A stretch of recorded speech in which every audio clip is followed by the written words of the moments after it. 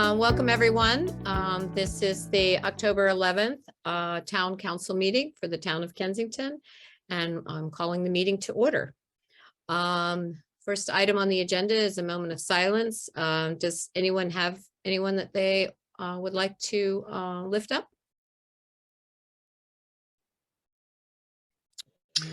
I do. Oh, do you? Go ahead. Yeah, real quick.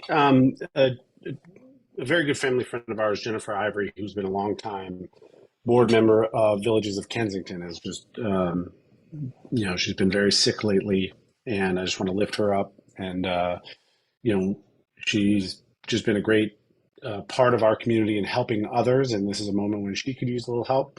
So if you know her, reach out to her, but, just keep her in your thoughts. Great, thank you. Anyone else? Okay, I'm not seeing any hands. Okay, if we can just bow our heads for a moment of silence.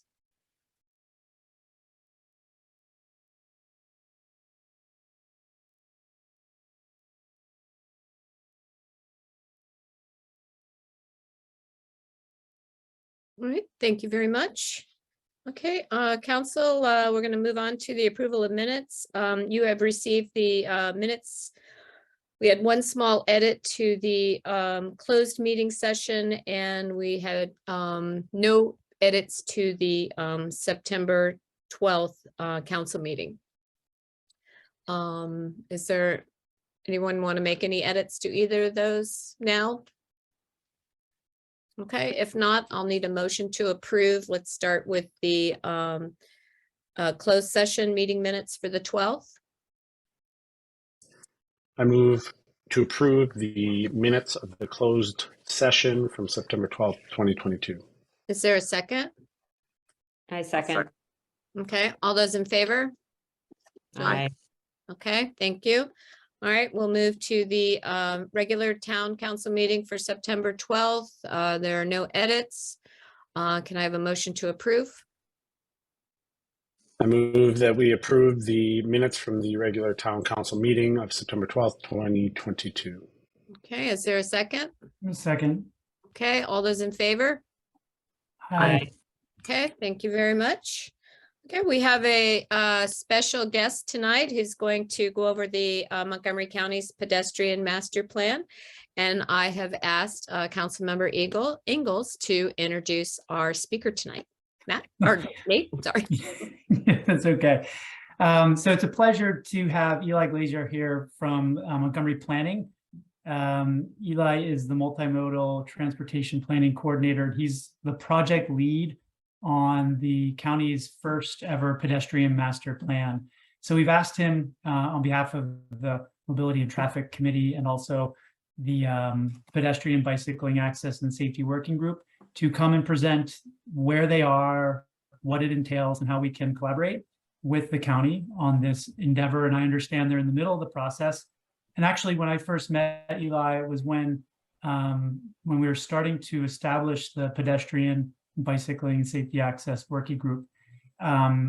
He was pretty pivotal for helping to kind of conceptualize some of the initial work that the working group did, particularly our walkability audit and bikeability audit. He shared some materials that ultimately ended up to be what we use for our checklist, our auditing checklist, adapted some of those materials and shared some resources. So now it was well over 2 years ago now. So I think he was just starting the master planning process then, or at least conceptualizing it. So it'll be really interesting to hear an update from Eli. And one other thing I'll note is that we're both, I found out by doing a little research today, we're both Penn State alums. So you're in good company. Fantastic. So over to you, Eli. Thanks for joining us. Great. I'd love to be able to share my screen if I can. So, yeah, my name is Eli Glazier, and I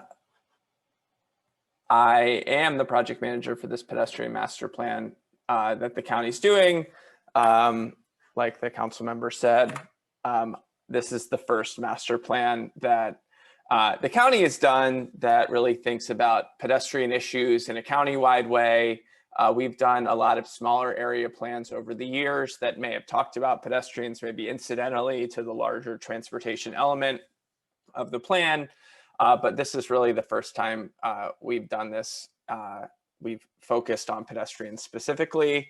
The roadmap for this presentation is essentially what is this plan, why we're doing this, the goals of the plan, how far along we are, the types of recommendations that will be in the ultimate plan document.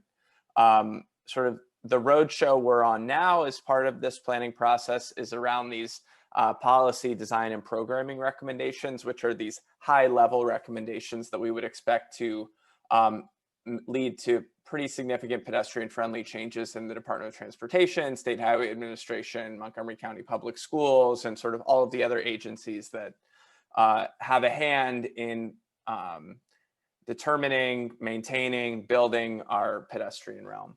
And then I'll get into sort of the timeline and the path forward as well. Like was already said, this is the first time we're doing this. The goal of this plan overall is to make walking and rolling safer, more comfortable, more convenient, more accessible for people of all ages and abilities across the county.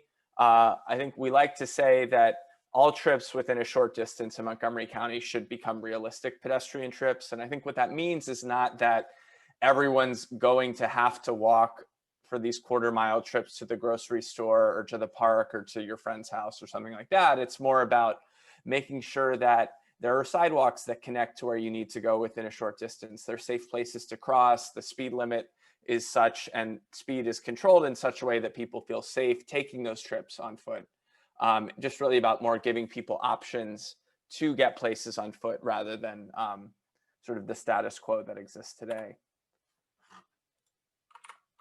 This plan was specifically called for in the county's first Vision Zero action plan, which was published in 2017. For those who may not know, Vision Zero is an international philosophy that Montgomery County adopted in 2016 that essentially says that no number of traffic fatalities or severe injuries are acceptable on our roads. And knowing that pedestrians are disproportionately likely to be the ones severely injured or killed, a pedestrian master plan makes a lot of sense to try and make pedestrians safer and lower the number of people getting killed and severely injured on our roads. In addition, we know that making it safer and more comfortable to walk, making it easier for more people to walk has public health benefits, economic benefits, climate benefits, and equity benefits as well. The plan goals are, I think, first and foremost, to increase walking rates and satisfaction with the pedestrian experience. 2, to create a comfortable, connected, convenient pedestrian network. 3, to enhance pedestrian safety. And 4, to do all 3 of these in an equitable and just way. So to work to address historic inequities in comfortable and safe access, and to make investments with an eye towards equity as well. So this plan actually kicked off back in September 2019. I know I've had conversations with Kensington residents, both in terms of the sort of the local work that was going on in the town as part of the TLC project and the groundwork for that, and as part of other efforts over the course of the past few years. We kicked off this plan with meetings across the county to community groups, et cetera. We had a fairly robust social media engagement process around the plan as well, really trying to understand the issues that people had from a pedestrian perspective across the county. We built on that public engagement with sort of collecting more hard data for our existing conditions report, which was published in March of this year. The 4 main elements of that report are a countywide pedestrian level of comfort analysis, which we did, that essentially for every sidewalk, trail, street crossing in the county, looked at how wide the sidewalks were, how wide the separation from traffic is, the speed limit, the number of lanes you have to cross, collected a ton of really important contextual information to help understand what parts of the county were comfortable, what parts weren't, and how people in different parts of the county could access things like schools and parks and transit centers and things like that in a comfortable way. We also worked with Montgomery County Public Schools before COVID to do a student travel tally so we could understand for all the schools across the county what percentage of the students walking or getting to and from school were doing so on foot, so we could understand opportunities to make it easier and safer for kids across the county to get to school. We looked at crash data for pedestrian crashes from 2015 to 2020 to understand where those crashes are happening and the contextual factors that may have led to those crashes that we could mitigate through this plan. And then last but not least, we conducted a countywide statistically valid survey of pedestrian perspectives and pedestrian activity, where we essentially sent out a postcard with a unique survey link to 60,000 households across the county, and worked with a consulting firm to appropriately weigh those responses based on demographics, to really understand a snapshot of the pedestrian experience in Montgomery County today in a way that United States Census data and other data sources that are more commonly used for pedestrian issues can't really get at. So those data sources, combined with some other data that we use from the Metropolitan Washington Council of Governments, summed up our existing conditions report, which identified, essentially, in many cases, supported the issues that were raised in our public engagement process at the beginning of the plan, but brought to light new issues as well.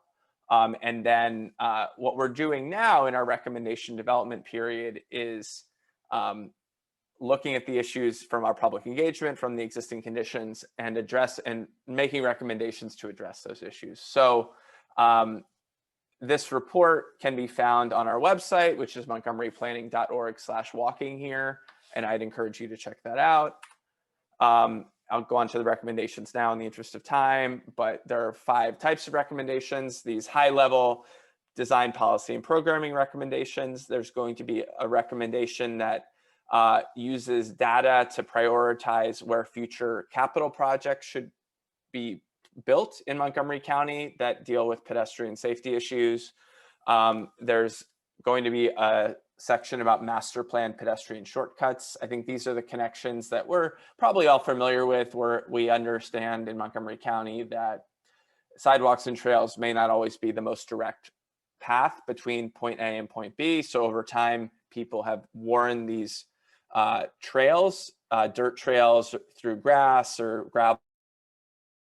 So this set of recommendations is about making these connections more accessible, more formal, so people of all ages and abilities can take the shortest pedestrian path. And then there's also going to be recommendations in the plan about providing side paths, so wider pedestrian and bicycle facilities on our country roads, and then making sure that the way different parts of the county are classified for our Complete Streets Design Guide is appropriate given their levels of existing and future pedestrian activity.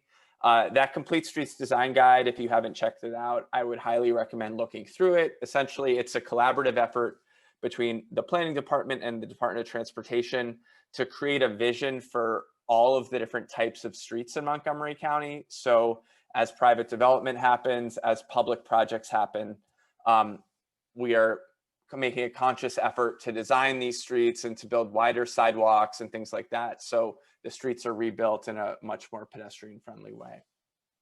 But today I think I'm prepared mostly to talk about these higher level recommendations. I think there's a lot of them, so we broke them out into 6 themes.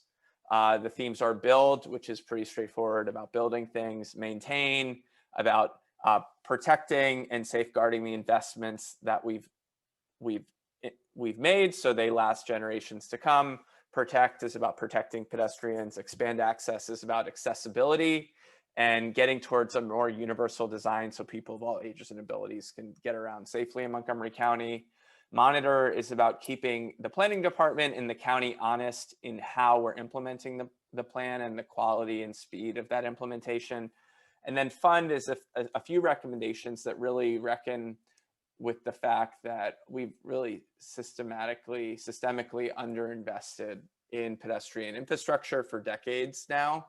And while the county has a lot of priorities, we may need to find some additional funding strategies to actually get pedestrian, like sidewalks and improved intersections, built in the timeline that we're really interested in doing so. So there's 34 higher level recommendations across these 6 themes. Each recommendation has several key actions beneath it, which are more specific, like generally more technical recommendations that, as implementing those key actions, will sort of satisfy the intent of the larger recommendation.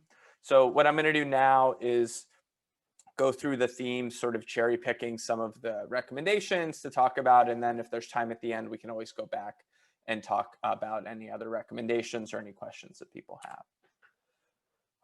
So the build recommendations, I think the main recommendation here is B1, which is essentially just to build sidewalks faster. So it's a set of key actions that I'll click on this so we can see. So pivoting the annual sidewalk program from a reactive request-driven program to an equitable data-driven one. Reimagining public engagement for sidewalk construction. So we have the ability to incorporate these local perspectives on important context into the design, but the conversation is more about how a sidewalk can be built rather than if a sidewalk should be built at all. There's key actions in here about making sure that public buildings that the county's investing in, like libraries or schools, are building the walkways and bikeways along their frontage that they're supposed to through the master plans. So we're essentially holding the county to the same standard that we hold private development to when it comes to building sidewalks and bikeways. Working to incorporate the use of temporary materials to create dedicated pedestrian space where a sidewalk may not make sense in the short term. So things like flex posts and bollards, which you may, if you've been over to Grove Street in East Silver Spring, there's a pilot going on right now about for dedicated pedestrian space that's not a concrete sidewalk. And then there's a few other key actions here as well. So that's, I think, a really key one. There's also B5 is about just improving lighting in general in the county. I think this is something that was borne out in our existing conditions work, but also was one of the key issues that was raised in our sort of in public meetings, the fact that it's really difficult as a pedestrian to see other pedestrians at night when you're walking in Montgomery County. And then it's very difficult as a driver or as a pedestrian to see or be seen when crossing at intersections. So this recommendation has key actions about how to improve lighting for pedestrians along pathways and at intersections, both in public space and then using private development as an opportunity to do that as well. I think probably the flashiest, the longest term recommendation in this set is about assuming county control of state highways. I think what we're trying to do with this recommendation is start the conversation about our state roads and whether or not they should remain state roads. I think the idea here is that we know that state roads are the ones that have most of the destinations in Montgomery County that people want to walk to, but at the same time, they're very dangerous to walk along or to cross, as you are familiar with in Kensington.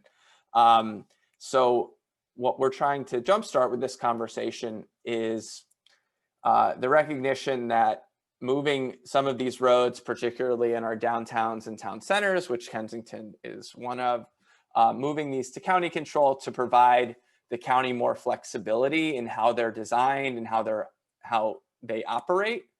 So you could potentially make wider sidewalks or change the signal timing or do these things that would make it easier to walk along and to cross these roads. And then at the same time, I think there's just a good governance element of this. I think people on this call, in this meeting, who have reached out to Montgomery County DOT about an issue that only to find that the issue is actually about a state road. So you get punted to somebody at the State Highway Administration or the Department of Transportation at the state level. And I think there just has to be a recognition that that's an incredibly frustrating process for community members. I think people see the government. They don't see different jurisdictions within the government that have different rights, roles, and responsibilities. So the extent to which we as a county can stop passing the buck to another agency, another department, another level of government, and really take responsibility for these roads. I think we'd see it would be easier to accomplish the goals that we have from a Vision Zero perspective, from a pedestrian safety perspective. And I think it's just a good accountability, good governance measure. I'm going to move on. We can always go back to that. The next set of recommendations is maintenance. The key recommendation here is MA1, which is about being more proactive about fixing sidewalks. So the key part of this is about creating an annual sidewalk inspection program at Montgomery County DOT, where a different part of the county would be inspected every year, sort of in a rotating basis. And as issues are identified in that inspection, they would be mitigated. They would be repaired by the county so that essentially we can catch smaller issues before they become bigger issues. So we can save money and create and maintain our sidewalks in a really good state of repair. I think as a county, we already monitor pavement quality, pavement condition in the roadway. And I think sidewalks, to the extent that they are repaired without a 311 request from a resident, are repaired sort of incidental to roadway projects. So if a roadway is being repaired and there's sidewalks that have issues in that immediate vicinity, the sidewalks are repaired. That's not necessarily the right approach, given that these things don't decay at the same rate. There are different problems that sidewalks have than roadways have. MA2 is about recommendations to keep sidewalks and curb ramps clear of vegetation, of trash receptacles, of snow, just being more proactive as a county in doing that maintenance. And then also just improving the quality of education about property owner responsibilities around these issues. So we aren't sort of perpetuating obstructions in the sidewalk that can create really dangerous situations on roads where there isn't a buffer, the sidewalk's really narrow, and people end up biking or walking into the street because there's a blockage on the sidewalk. Protect these recommendations. I think the key recommendation here is about disincentivizing dangerous vehicles. I think we need to reckon with the fact that we're in a pedestrian safety crisis right now that is largely due to these larger, taller trucks and SUVs that have very poor pedestrian visibility. So there's recommendations in this section to, as a county, one, lead by example, so not purchase vehicles that have these demonstrated pedestrian safety issues, and also invest as a county in intelligent speed management software. So county employees, when they're driving around, are doing so in a way that adheres to the speed limit. There's also recommendations in here about improving driver education, especially for drivers that own and operate these larger and more dangerous vehicles.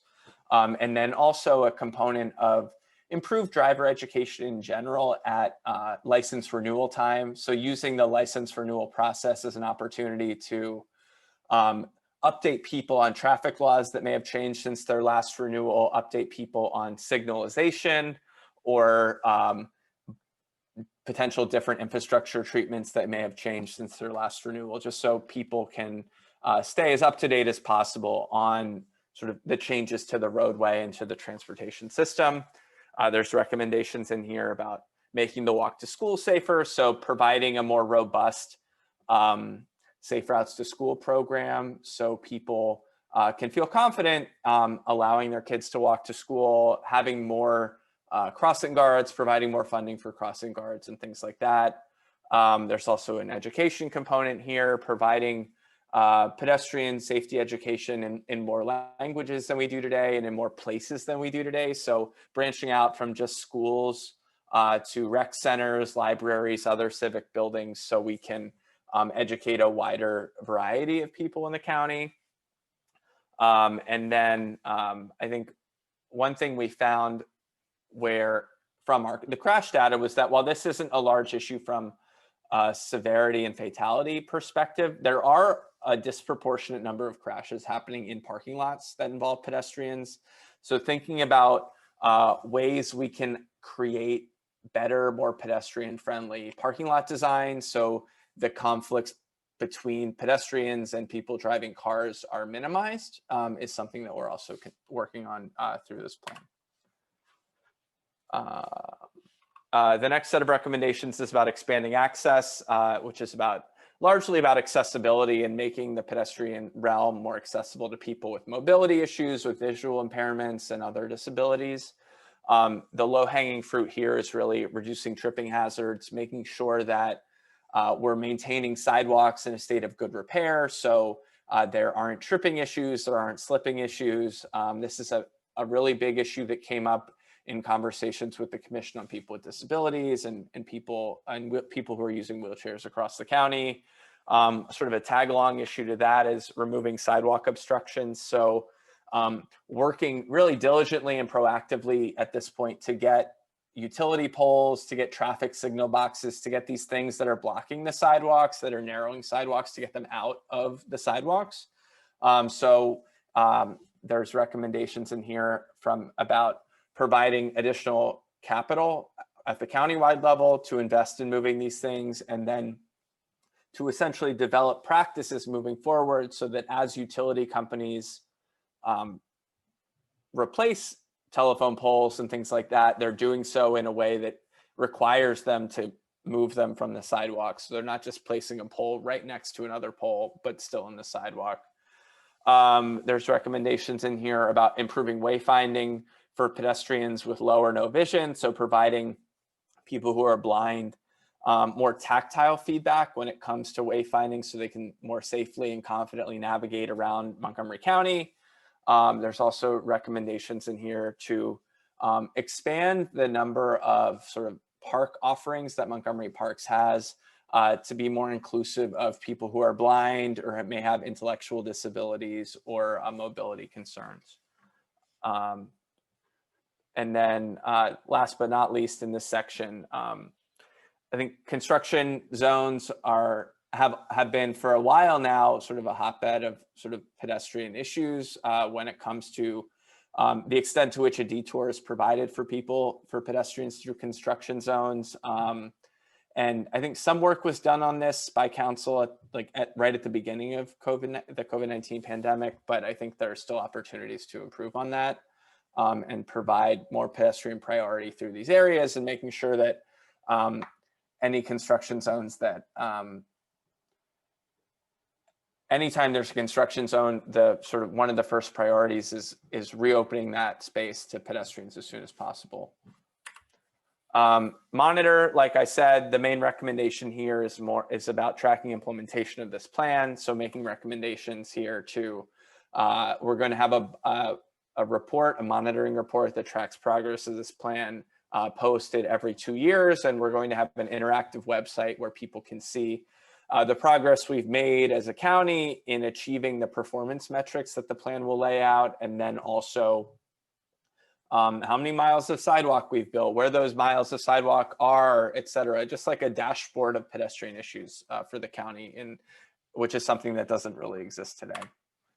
And then the last bit here, identifying new revenue sources to fund pedestrian improvements. We tried to be pretty creative about this. I think there's probably opportunities we didn't identify, but we talked about things like charging market prices for on-street parking and using the difference between what that price is and the price today to fund pedestrian and bicycle improvements in the area around where that on-street parking is. Charging higher vehicle registration fees for these larger vehicles, which is something that Washington, D.C. recently has done, and using the difference between the current registration fee and that higher fee to fund bicycle and pedestrian projects.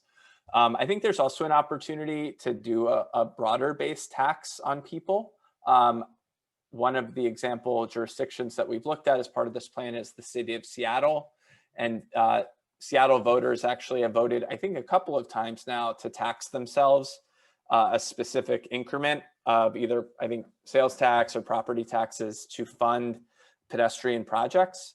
So I think that's a potential opportunity here if Montgomery County voters thought that pedestrian issues were a high enough priority that they would be willing to pay more money to accomplish some of these things, I think that's a potential option as well.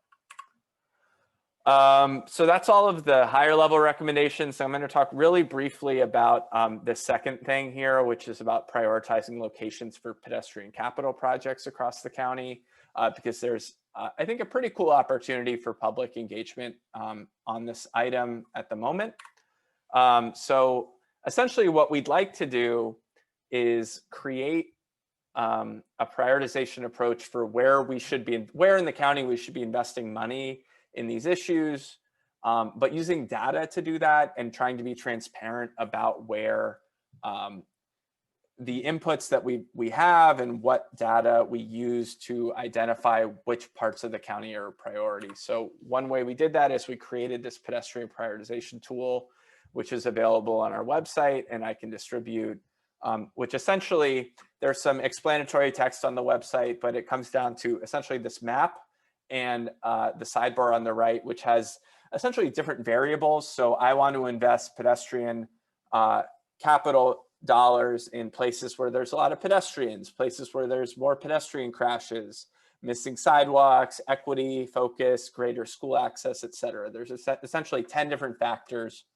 And as a user of this map, you get 100 points to spend to distribute between these factors. And the factors you think are more important can get, you can spend more money on those, more points on those factors. So if you thought that investing in areas with missing sidewalks was equally important with an equity focus, you could put 50 points in one and 50 points in the other. And then you can actually click visualize. And this map on the left will show you where, if those are your priorities, where that investment would be targeted. And you can see on the screen, I just said 10, 10, 10 equal across the board. And you can see that parts of Germantown pop up, Montgomery Village, Durwood, Aspen Hill, Bethesda, Silver Spring, and East County along the US 29 corridor, for instance. So that's just one weighting as an example, but as community members, I would encourage you to check out this tool, play around with it. You can visualize multiple different scenarios, and then you can actually submit your prioritization to us so we can take that and incorporate that into the ultimate prioritization we move forward with as part of this plan. So again, that tool is on our website at montgomeryplanning.org/walking here, and you can also review all of the policy recommendations that I just really breezed through really quickly. You can see the key actions, and then each key action also has a narrative rationale, so much more information beyond what I've said, sort of describing what the implications of that action would be, and if there are relevant precedents and who the lead agency would be for that project, and what goals that key action helps address. So the last thing I have, the timeline moving forward. I've been, like I said, doing this roadshow for the past several months about these recommendations and where we are in the plan. I presented these recommendations to the planning board on September 22nd to get their feedback. We've incorporated their feedback we're continuing to incorporate their feedback. I'll be continuing community engagement about this plan through the end of the year. At the same time, I'm writing the draft plan, which is mostly just stitching together the existing conditions report, the recommendations pieces of this with an introduction. And then we anticipate the work sessions for this plan beginning with the planning board in January of 2023. So we anticipate having a public hearing probably around January 15th. And then we'll start the work sessions on this plan sort of in the next few weeks after that. And then if you're not familiar with the process, the plan then moves to county council, where there's another public hearing, and this plan will have work sessions at the T&E committee, the Transportation and Environment Committee, before going on to the full council to be voted on for approval and adoption. And at that point, it will be the master plan will be approved and adopted. So I think this whole process will hopefully pan out over the course of early to mid 2023. but there's still, I think, really good opportunity now to participate in shaping these recommendations. And then when the draft plan is released to the public and the public hearing date is set, there'll be opportunities to submit written and oral testimony as well, which would be again in early 2023. So I talked for a long time. I'm sure there's probably questions or concerns or critique, and I would welcome that if there's time. Tracy, did you want to moderate or do you want? Well, I have a couple of questions. That's the great thing about being mayor. I get to go first, but That's what I thought. and then you can moderate the rest. No, go for it. Eli, thank you for the presentation. That was really great. I just have a couple of questions. Has SHA, have they adopted the Vision Zero? You said it was national or international.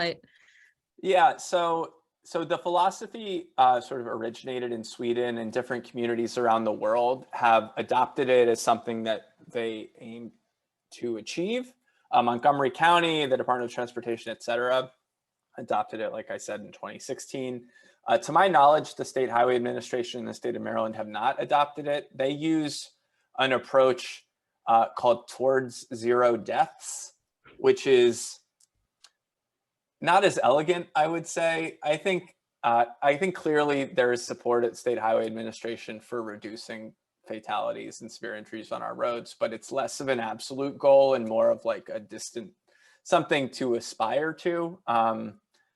So yeah, I think not formally, they haven't formally adopted it. Okay, well, I appreciate that. We had a meeting a couple of weeks ago with MCDOT as well as some other municipalities of how the state highway doesn't quite understand Vision Zero and how to, and what we can do. There was no solution in our conversation, but it is a challenge because they don't move very quickly. So they always want to study things, which sometimes that's good, but anyway, thank you. Another question.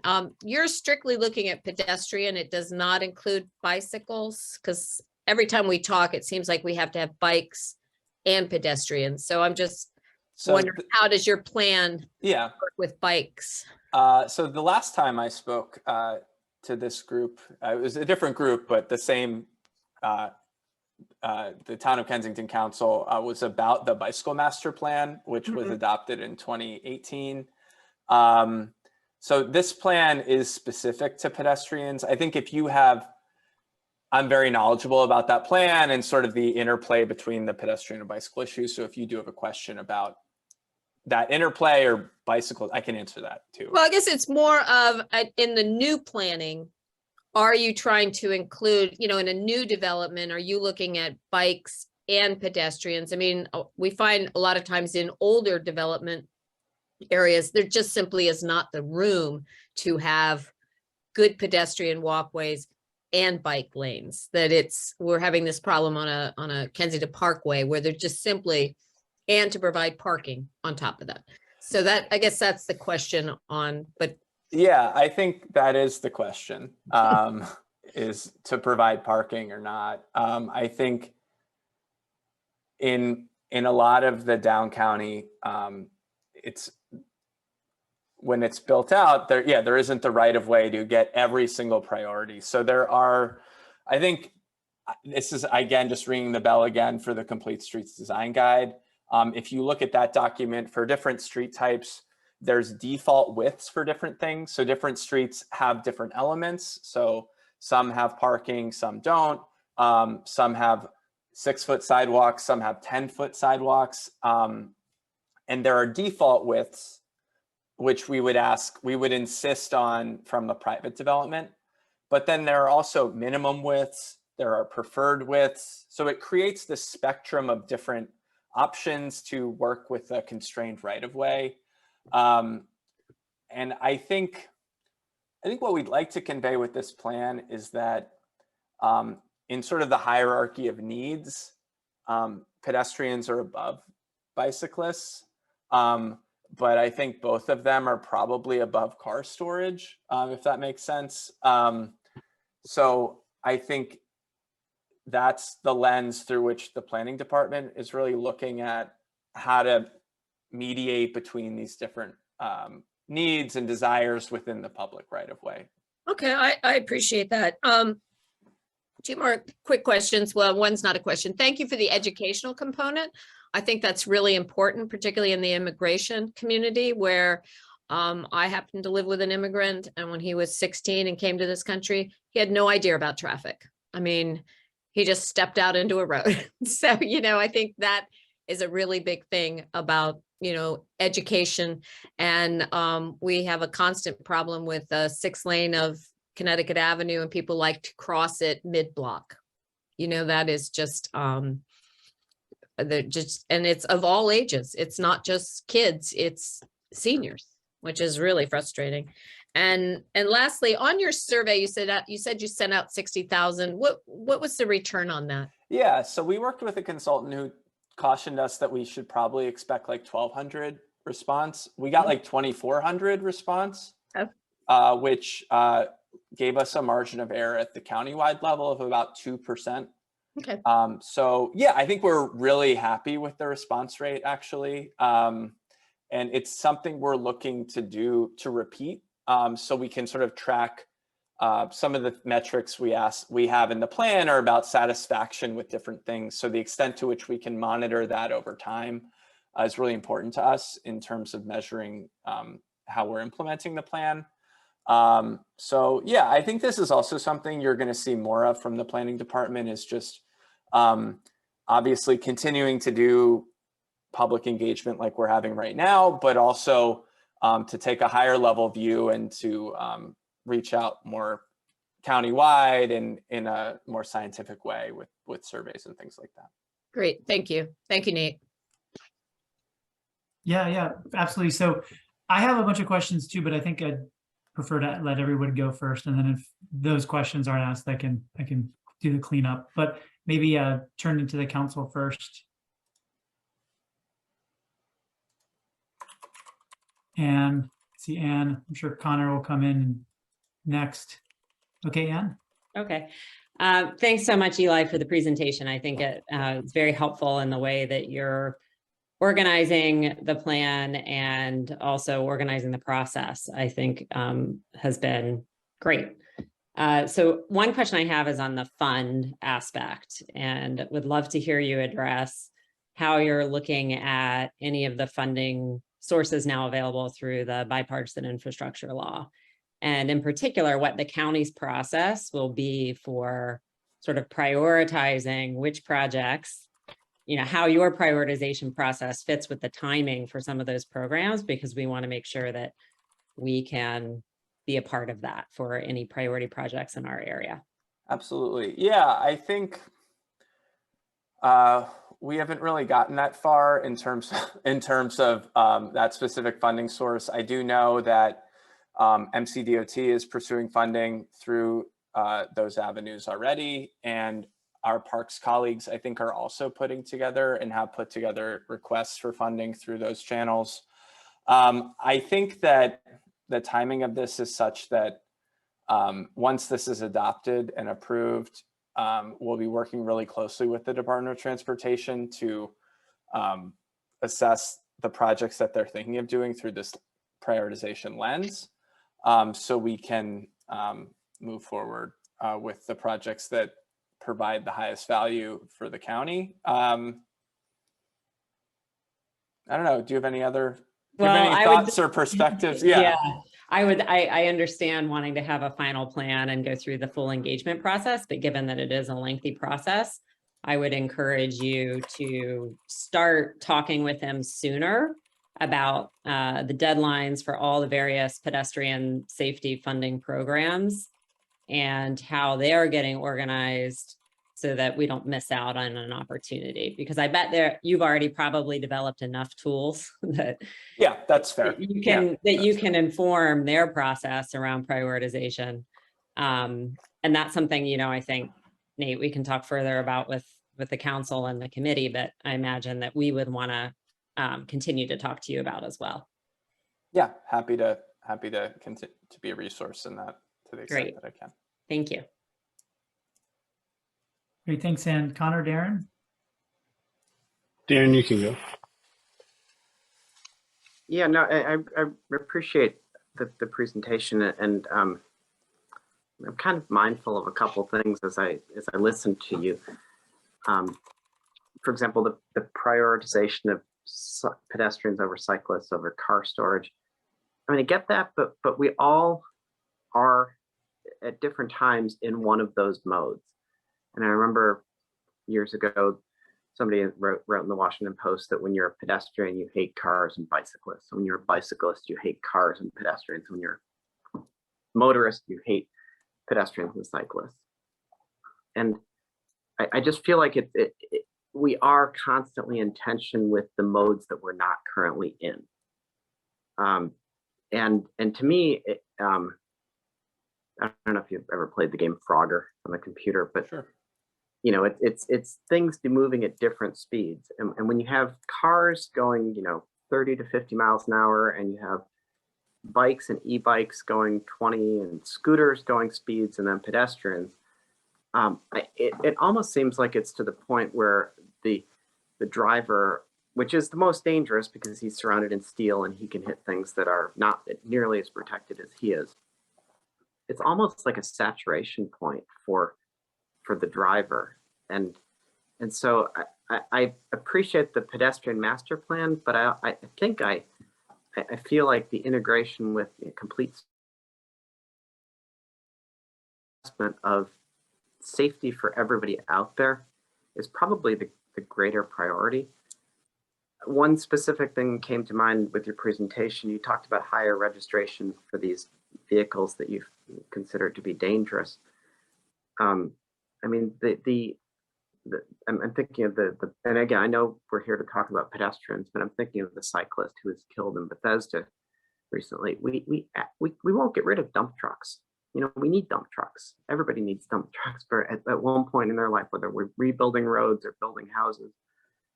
And so as you're thinking about funding, you might consider not just taxing higher these vehicles that we're not going to be rid of, but incentivizing with lower fees for cars that have sort of the collision avoidance features that are targeting, that are specifically designed to protect pedestrians.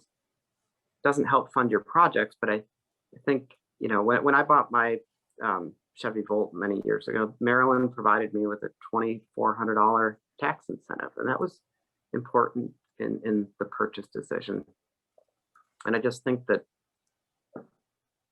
given the saturation that I feel exists with all the different modes out there, we need some technology help to solve that. And I think the cars, whether they're self-driving eventually or at least have tools built into them, that's really where we're going to make a lot of headway with protecting pedestrians, because I think they think better than we do. So, but thank you for the presentation. Yeah, thanks for your perspective. Hey, Eli, thank you for the presentation. I've got a couple of thoughts, some that might be contained within the plan, and then some that cross over into other actions, like that would be more county council.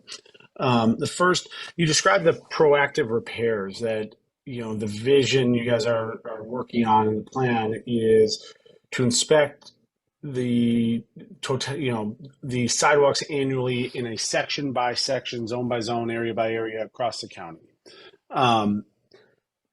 What more how realistic is that?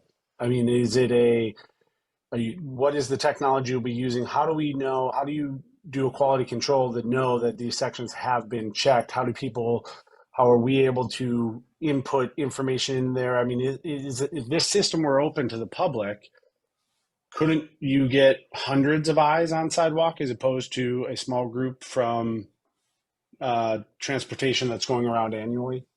Yeah, I think the recommendation, the sort of gist of the recommendation, the bulk of it is more about just being more proactive and diligent about understanding the maintenance issues that exist and that are on the rise.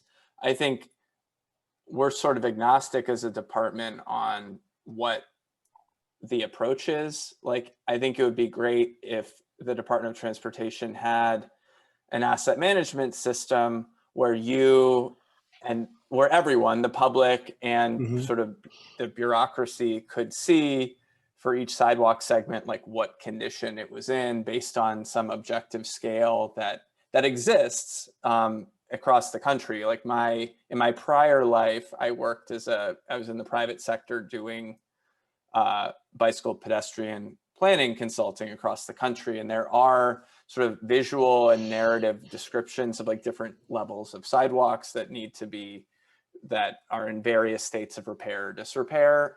So something like that exists. Like there are criteria around these sorts of things. So whether it's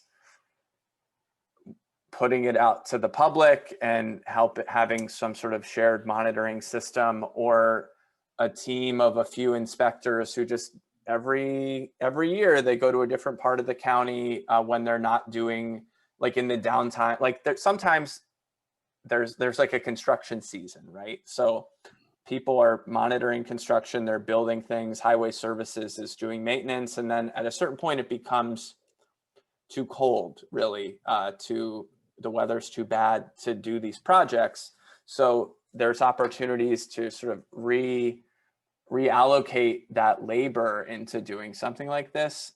So maybe that's the option. I think we're just saying in this plan that the goal we want to get to is a proactive approach to doing this. And however the county chooses to do that, I think would be great. We're sort of agnostic on the specific method. Yeah, I mean, as you go back and you have conversations, I think there's a real opportunity to engage the public, not just on writing the plan, but on, the maintenance. If the tools are there, which we have a lot with GIS and other things, if there's an inventory system where people can self-report. Now, are they going to be necessarily as trained or knowledgeable? No, but I look at and I think about what, Nate helped start with essentially the inventory of our whole town for our pedestrian safety bicyclist working group. And he, set out, here are the criteria, here's the education, put on a vest, mark the areas around the town that you think we have a sidewalk issue. And I just think there's a real opportunity, instead of putting it as, an other assigned activity to a few staff members. I feel like this is a huge county. There's a ton of stuff. Will that downtime ever come? Recipe for success might be low. You could empower your citizenry to go out and help, light up the map for you. I don't disagree. I guess I would push back a little bit and just think about the fact that we don't ask the public to do this for roads. Like, I don't think it should be the community's responsibility to make sure that the sidewalks are in a state of good repair. Like, these are certain things that the government should do. I agree. However, don't we doing do it pothole reports? Yeah. Yeah, and it's about time to fix, right?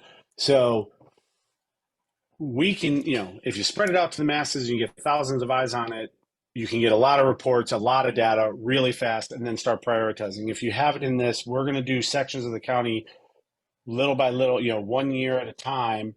And so it might be 6 years before we come back to your neck of the woods. Mm-hmm. I just think by the time you're going to have things reported and not fixed for years. I think that's possible. I think it just comes down to how it's implemented. Just a thought. Yeah. Totally. And then the other one goes, because this happens, we see this with SHA, not to say MCDOT, but there will be some sort of improvement approved, and then they go to do the work, and they will only do that specific work, which is in that specific work order, as opposed to thinking, hey, we have a system that we're going out to this section of the county. Let's look at all of the approved work orders and trying to make all the improvements we can in that area. So this just goes to the process, because it was frustrating for us. This isn't your problem, but it's the best example I have, where SHA came out to make a change that was approved 5 or 6 years previous. And we knew there were subsequent issues in the very same section that had been approved. And they're like, well, that's not this work order. You got to wait 3 years till that work order comes to the top of the queue. So, Yeah. The last comment I had was only because our neighbors to the south are working on it right now, the District of Columbia, and that is looking at how to change traffic laws as opposed to just the built physical infrastructure to also try and meet Vision Zero. And so they expressly just recently were looking at just outlawing right turns on red universally across the district. Is that something, where would you all make, would that be like a recommendation that you would send to the county council? What other traffic law changes are you all looking at that, hey, these aren't necessarily to do with the built physical infrastructure. This is permitted, movements that if we just change the traffic laws, it's not to say it'll change behaviors, right? People violate traffic laws all the time.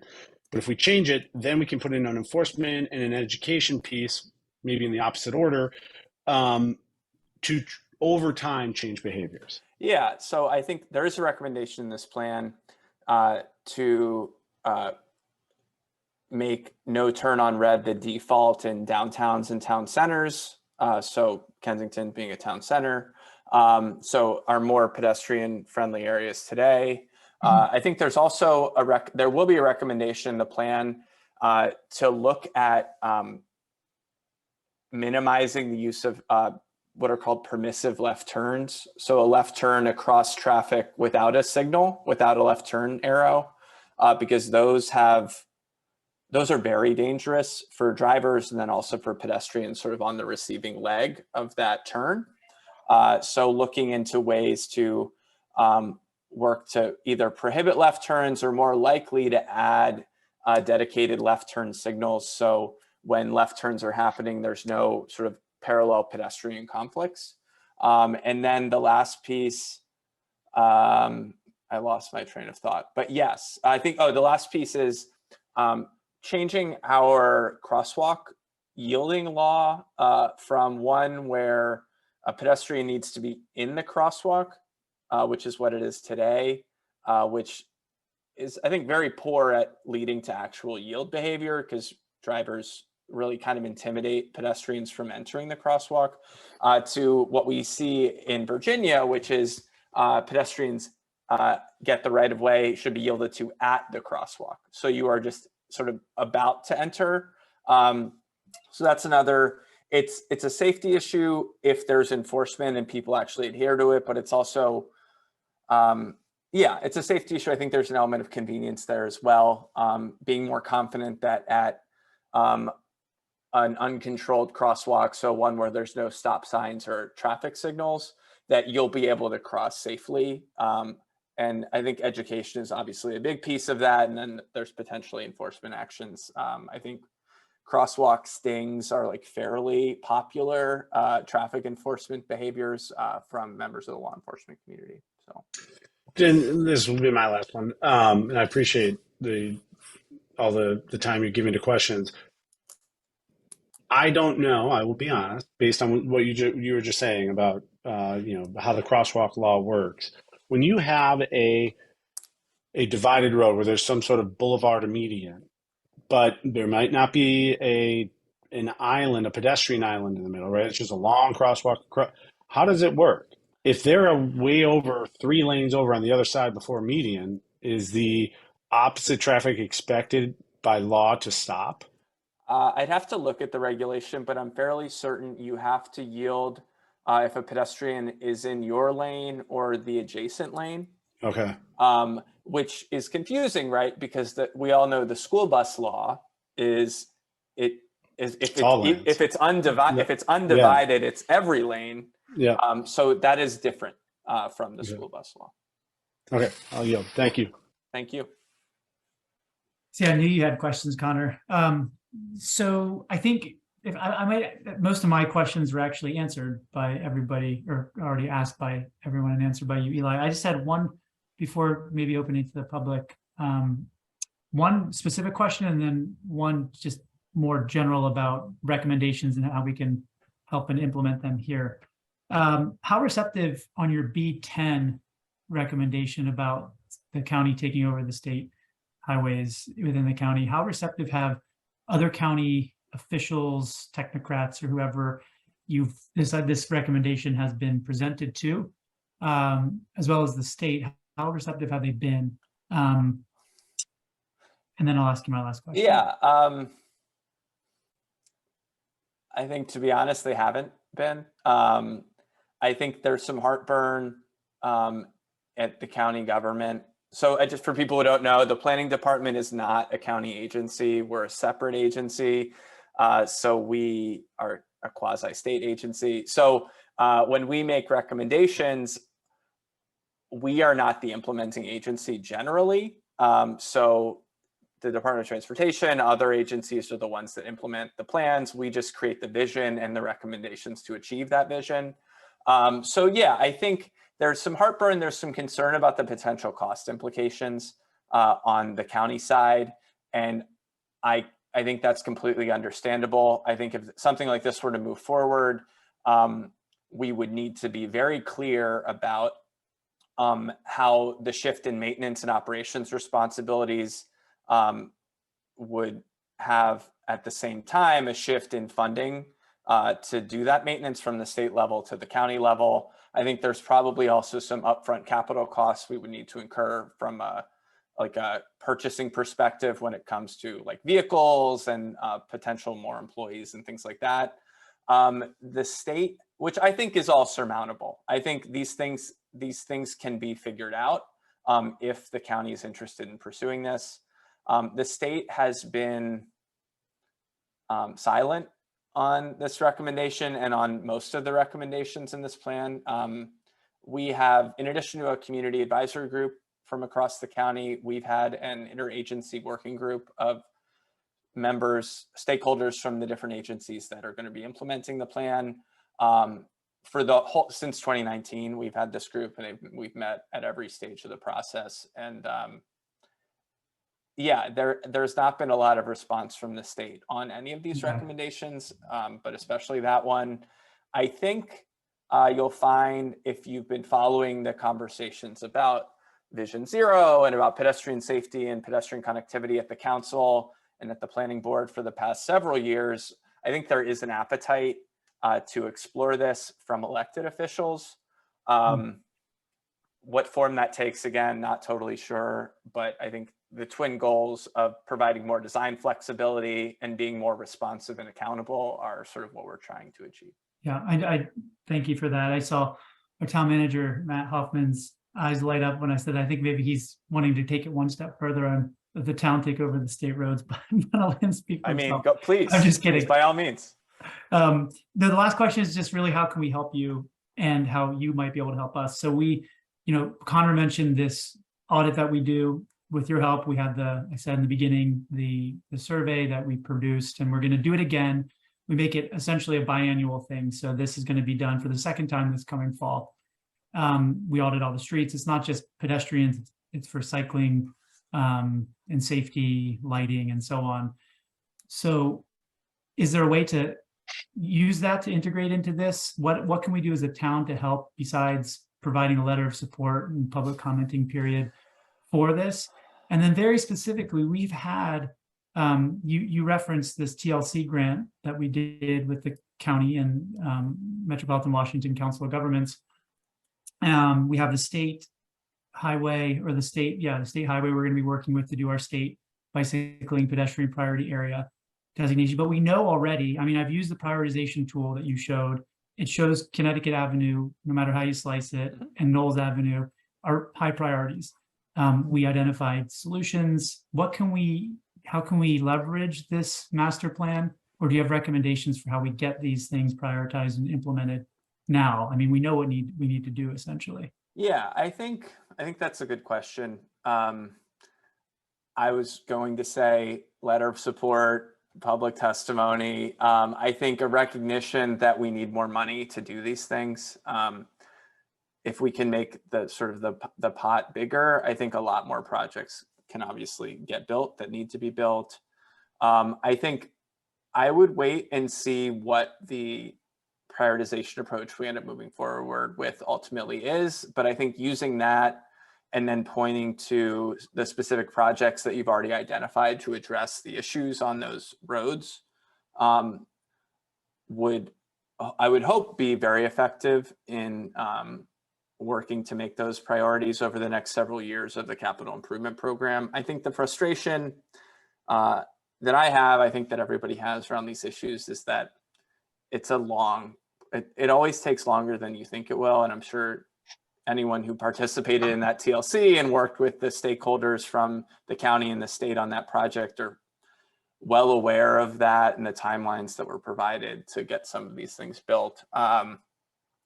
So I think design takes time, and the earlier that you can work with your council members here and at the county level to make those projects priorities, I think that's probably a winning strategy. Relying on the recommendations in the plan, just pointing to what we're going to be doing essentially at the planning department when we work with private development, is pointing to recommendations in the plan, pointing to priorities we've identified in the plan, and saying, this is in the master plan. Can you make this happen along your frontage or in your property and things like that? And I think there are opportunities for you all to do something similar and push county government in that way. Essentially, when this document is approved by county council, it sort of becomes what the county wants to do when it comes to pedestrian issues. On the private side, it has, I wouldn't say quite the force of law, but it's a binding document that we need to enforce as a department. So the extent to which you all, but also advocates in general, can push the county to honor the commitment it's made by approving this document to actually implementing it, I think would obviously be tremendously helpful. Well, yeah, thanks. I hope there's a lot more of you there ready to implement it when you get all of the requests coming in once it's passed. So yeah, definitely. No, Tracy, yeah. May I just, it's 8:10. I certainly want to give the public an opportunity. We have a fairly light agenda tonight. So if we can take no more than the next 20 minutes. So if the public has one question, that would be great. And then we can close it out by 8:30. I saw Jack has had his hand up for a while, and then I see Alan, Simon. Okay. Can you hear me okay? Yep. Thanks, Jack. Thank you for an excellent and very thorough presentation. You've obviously put a lot of work into it. I have 3 suggestions that would be inexpensive and easy to implement and would result in significant improvements. First, I suggest that instead of putting the sidewalk right next to the curb, you offset it away from the curb, so that people walking don't get splashed when it rains, and you don't have to watch out. So some trucks and school buses have side view mirrors that stick way out. Second, regarding bicycles, I've noticed bicycle lanes that are outside toward the center of the street from the parking lane. I suggest it would work better. Some places like the city of Montreal and all offset the parking and then have the bike lane between the parked cars and the curb. Thirdly, as an astronomer, I feel it's important to preserve dark skies. I agree with you that you need to illuminate the walkways and all, but it's important that they be shielded so all the light goes down and you don't waste light going up, which only illuminates the underside of birds. Thank you. Yeah, all fantastic suggestions. Again, I would encourage, to the extent possible, we are not making recommendations to build sidewalks immediately next to the curb. I think Kensington residents, anyone who lives along a state highway or works or is familiar with that and how dangerous it can be.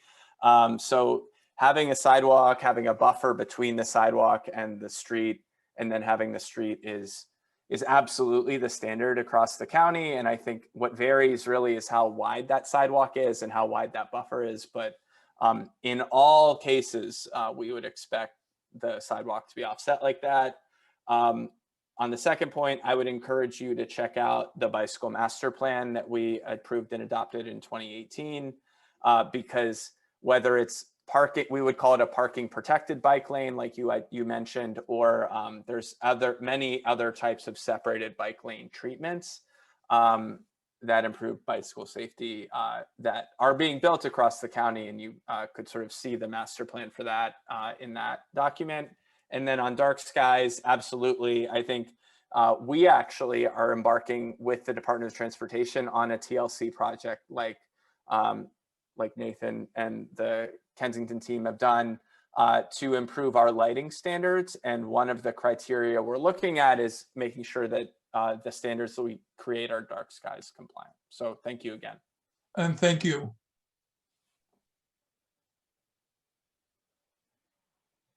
I think Alan, you were next. Okay, thanks, Nate. And Eli, great information. Thank you. I just wanted to pick up on one of Nate's questions because I'm a part of the pedestrian and bicycle access work group. So as Nate said, we're about to undertake the walkability audit, and we can certainly take this offline if you want. But is there a way, either the questions we're asked, the information we're collecting, or how we are going to compile that might make it easier to feed into, you know, what you're putting together in your database? Because, you know, we do it biannually. If we can modify what we're doing or the way we're doing it now, it would be a great time to sync up. Yeah, I think let's think about that more and connect maybe separately. We can maybe do a Teams meeting or something to talk about it a bit further. Great, thank you. Thank you. Thank you. Thanks so much. I think I see one more question. It's from Joe Campbell. Thank you, Nate, and welcome back, Eli. I'm Joe Campbell. I live on Frederick Place on the south side of Kensington, and I wholeheartedly endorse the notion of at the crosswalk rather than in the crosswalk. That's an important distinction, and it's really vitally important, crucial, I'd say, for pedestrian safety. So I think that was an important, if minor, observation that you made. And another one was I would love to see crosswalk stings that you briefly mentioned. I'd love to see crosswalk stings in Kensington, Maryland. I've never heard of them before, but I think that would also be a way of enhancing pedestrian safety. You mentioned that sidewalks connecting people to short walks, to short trips, are imperative or important. Could you just clarify briefly what the plan specifically calls for in that regard? I may have missed it, but I very interested in knowing about that. Yeah, so I think that's just kind of the vision that we have. If you look at sort of travel data, like how far people are going on trips on a daily basis, while the commute trip tends to be like the furthest trip, a lot of the travel that people take is within like 1 to 3 miles of their house. So the extent to which we can lay the groundwork for people to feel more comfortable taking those trips on foot, or in concert with the bicycle master plan by bike, we're gonna help achieve the county's climate goals, safety goals, et cetera. There are no, I would say, specific recommendations other than in the Thrive plan to get to sort of this way of living so that all of the land uses you would need are within a short walking distance. But we're just trying through this plan to make sure the infrastructure is there to make those pedestrian trips viable. Yeah, I think that's very important in a Kensington context because, you know, it's a small town. Yeah. But it lacks sidewalks in several parts of town, sidewalks that would make these kinds of short trips much more viable, much more tenable for residents. So I think that would be an important component. Would you speak for a few moments about how enforcement of traffic regulations and speed limits, even in small towns such as Kensington, would enhance pedestrian safety, or as you put it, the pedestrian experience? Yeah, I mean, absolutely. I think there are a few principles that we think about when it comes to speed and enforcement. I think ideally, our traffic laws would be self-enforcing. So we're essentially designing the roadway so that you can't exceed the speed limit. That clearly is not working and has not worked on something like Connecticut Avenue. So there's recommendations in the plan about improving and expanding the use of automated enforcement to provide sort of an unbiased, neutral observer when it comes to who is violating traffic laws. I think there's probably a role for, I think that's the extent to which we talk about enforcement. We talk about education as well. I think there are challenges with enforcement beyond the automated enforcement, just from an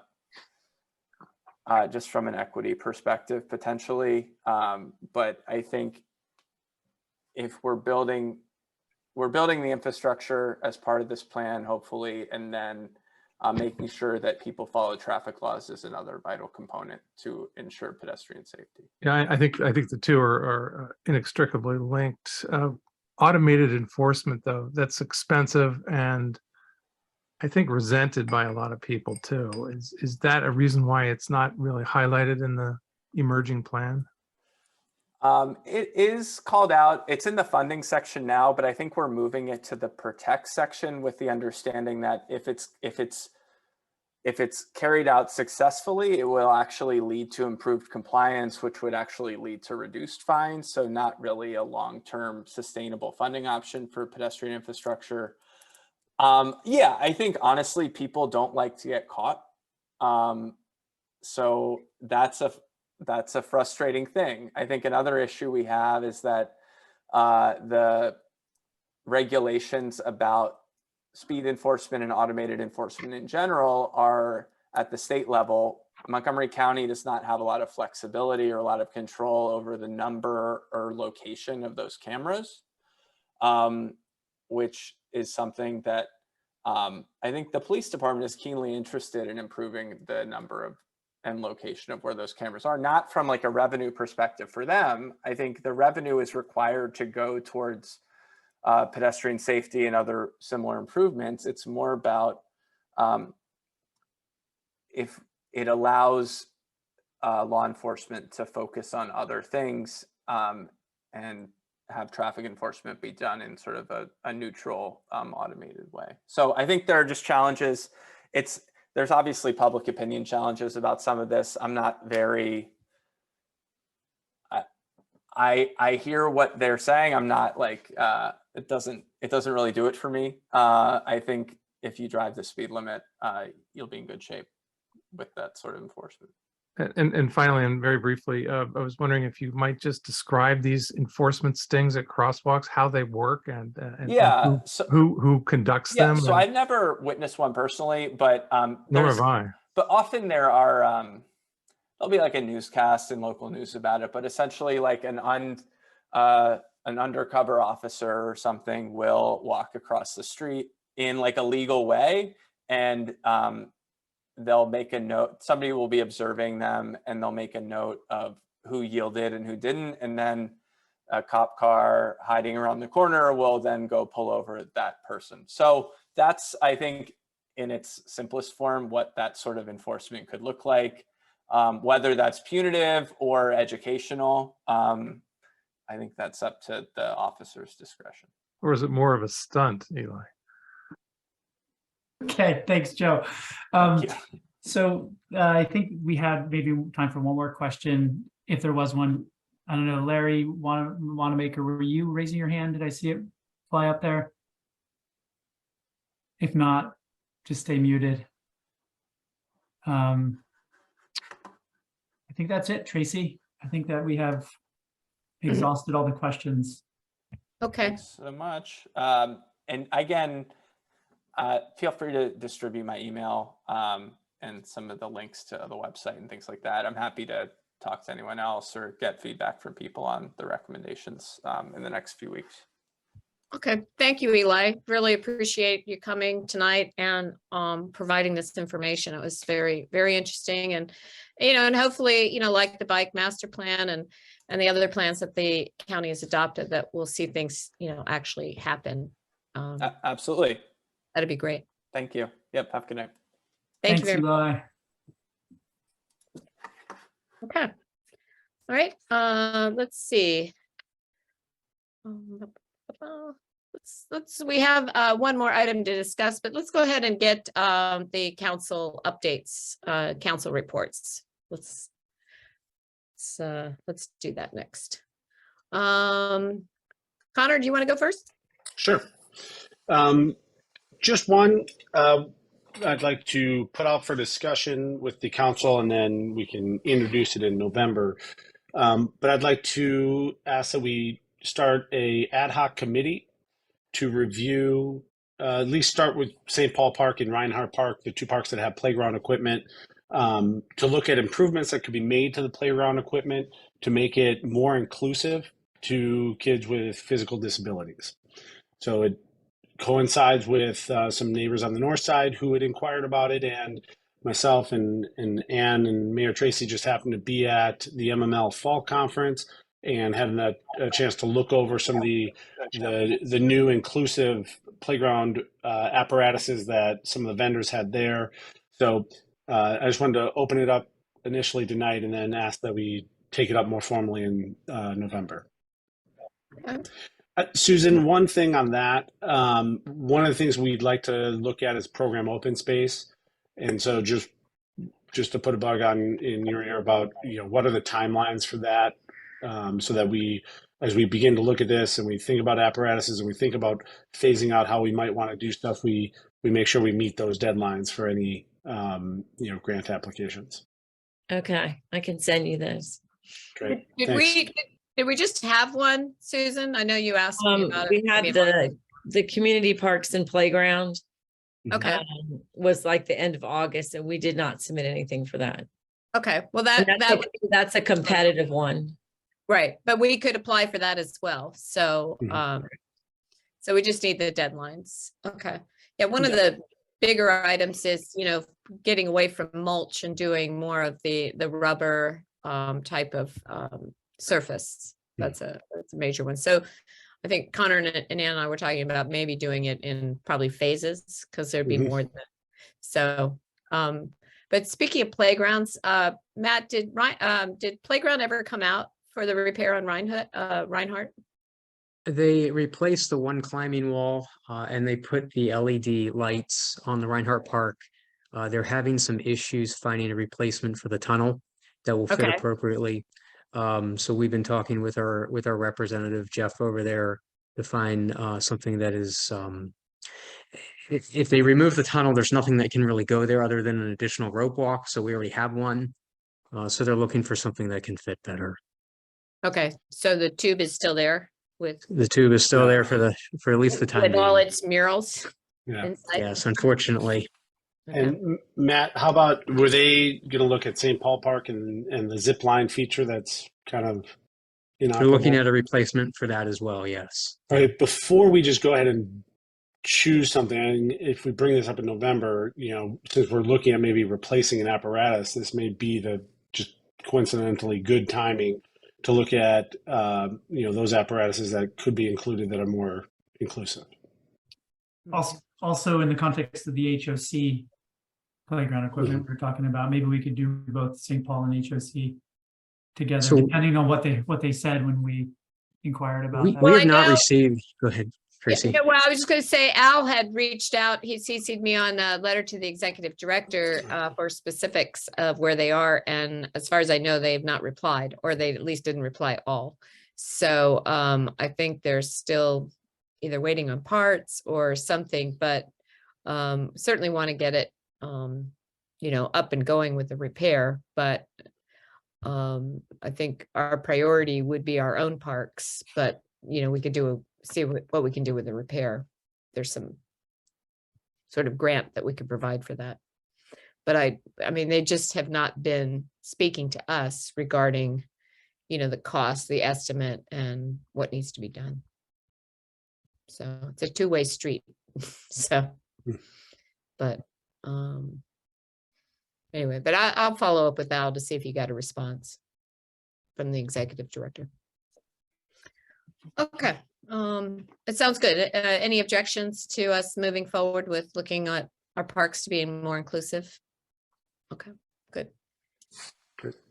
All right. Anything else? No, No. thank you. Okay. Anne? I just have one brief item I wanted to flag. Some of you may have seen on the neighborhood listserv that the Parks Weed Warriors program has scheduled 2 dates to gather at Kensington Cabin Park and tackle the weeds and vines that are choking trees. It's October 26th, 10:30 to 12:30 in the morning, and October 30th, 10 to 12. So please spread the word. We'd like a good turnout for that. Did you have to be a weed warrior, or there was some confusion, or you're led by weed warrior? You are led by a certified weed warrior, but if you would like to pursue certification, you can get credit for the hours you spend at the park. Okay. All right. Thank you. And I will put the links in the chat as well for signing up. Okay. Nate?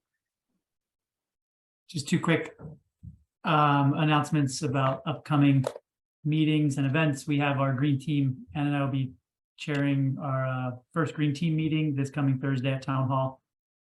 Depending on the turnout, we'll probably use the map room, and that's at 7:30 to 8:45. I think it should be on the town calendar now. Hopefully, Alex, thank you, and sorry about that. And then we also have the Walktober event. I forgot to mention when I was introducing Eli that his presentation came at a good time because we're now in Walktober. So we have our annual Walktober event on the 29th with the rain date on the 30th. Hopefully it doesn't rain and conflict with the Weed Warriors, but that will start at Reinhardt Park. We'll look for the first hour at some of the improvements that we were mentioning within the last hour when Eli was here along Connecticut Avenue.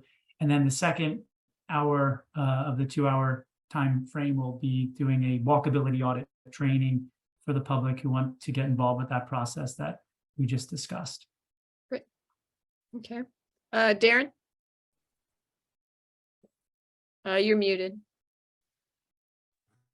Unmute myself and add that we have a mobility and traffic committee meeting on Monday the 18th. Is it Monday? Let me just confirm that. Tuesday at 7 p.m. And we're just going to sort of go through a variety of priorities that we've considered in the past and kind of regroup, because we haven't met for a while. I've not met for a while because I wasn't on it last year. Just to sort of figure out, now that traffic has come back after the pandemic, what are the priorities that we want to focus on? And so anybody who wants to join, that will be, correct me, Nate and Matt, that will be by Zoom? Yes. Okay. Okay. The 18th is a Tuesday. It is. Yeah. Okay, great. And as I think Connor mentioned that Connor, Ann, and I were at the fall MML conference on Sunday through today. And it was a very good meeting, and it's always good to get together with our other municipal leaders and talk about how awful State Highway is. It's always good. I think there was somebody in Poolsville, Nate, you'll love this. They say they took over a part of a state highway. They just kind of took possession of it that runs in their town. But I think it's a 2-lane road and not probably quite as exciting as Connecticut Avenue is. So I don't know, but that's what they claim, that they just took it over. Maybe, yeah. Don't give Matt any ideas. I know. He won't like it when we have to go to pave it, though. I think that might be a little bit. So pave it and remove the snow. So the snow removal. We are bringing Pumpkin Rock and Roll back. It'll be on the 30th at Warner Circle Park. That'll probably be our last event, at least in the back of the house for a while. The county has come to an agreement with the restoration and the addition to the building with the developer, and very excited to see the house start being restored and put back into use. So that's a good thing. So we should see some action definitely there by the spring. So, if not before. Okay, so unless there's somebody out there that has a question regarding any of our reports, we will move on to the 10509 Summit Avenue. Darren, are you discussing that, or did you want to have Matt lead the discussion? I mean, Matt, if you want to lead it, that's fine. From the just town if you- manager, but I don't see in the resolution, I mean, this is not the first time it's coming before the town. And so I don't recall what date we previously talked about, you know, approving this in, at least in concept. And now what we're doing is putting it into writing. So if you want to, if you're able to add that, Matt, Sure. I appreciate it. So 10509 Summit Avenue LLC made a request in November 2020, so almost 2 years ago, to use a portion of the public right-of-way on the west end of Kaiser Place, which is between Summit Avenue and Dietrich, as a public plaza to meet the requirements for the flats at Knoll Station project, which will be located at the corner of Knowles and Summit Avenue. The council agreed to allow, the council at the time allowed the developer to move forward with it. And we are now drafting the declaration of covenants and have a resolution in return for the public plaza. We are requesting that a sidewalk be installed on the south side of Kaiser between Dietrich Avenue and the public plaza, that the developer maintains the property or the public plaza area.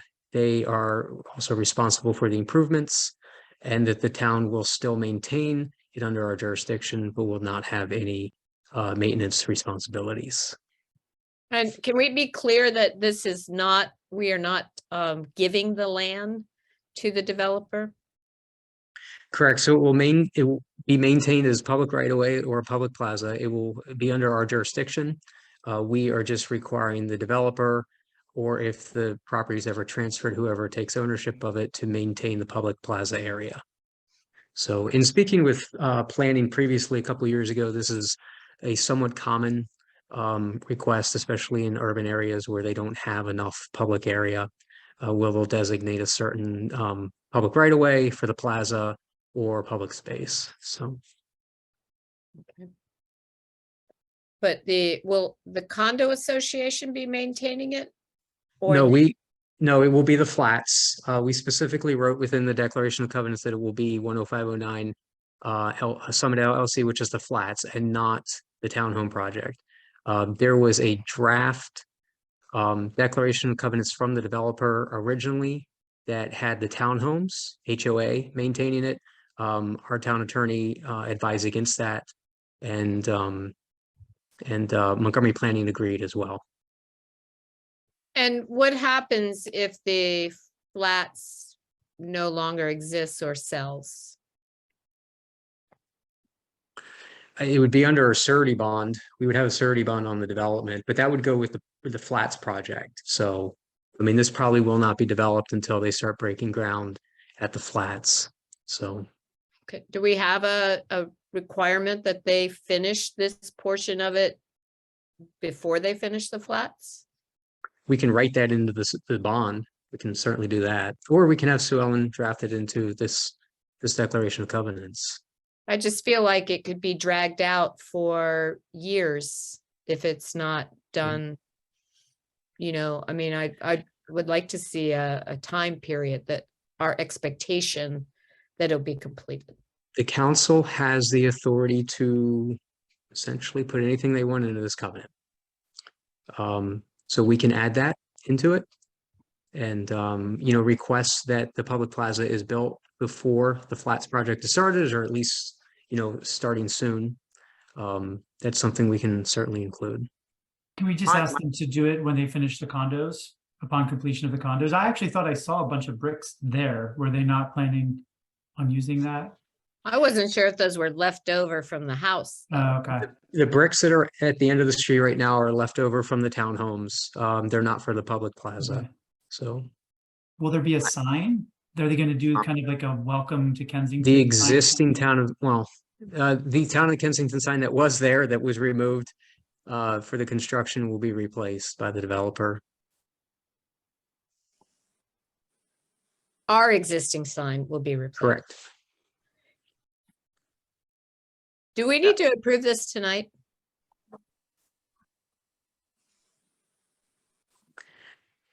It would probably, technically, no. We could do it in November. It is available to review and approve this evening. We just received this from the town attorney, so I know maybe not everyone's read through it. And there's also a discussion, what we want with regards to design guidelines, if the council wants to have that conversation this evening or not, is completely up to the council. I mean, I feel like we've dotted the i's, but we haven't slashed the t's. I just feel like that, I know, myself, I know a little bit about what's going on, but I know other council members may feel like, I really want to sit down and go through this one step at a time. And I don't know how the other council's members feel, but that I don't feel we're ready to approve this resolution tonight. I would feel better discussing it a little bit further. My suggestion, I think, because I know we've done this before, is that we approve it in substance and give you, Tracy, the ability to, sign it in substantially this form. And the reason I think that would be useful here is that, it may not satisfy planning requirements.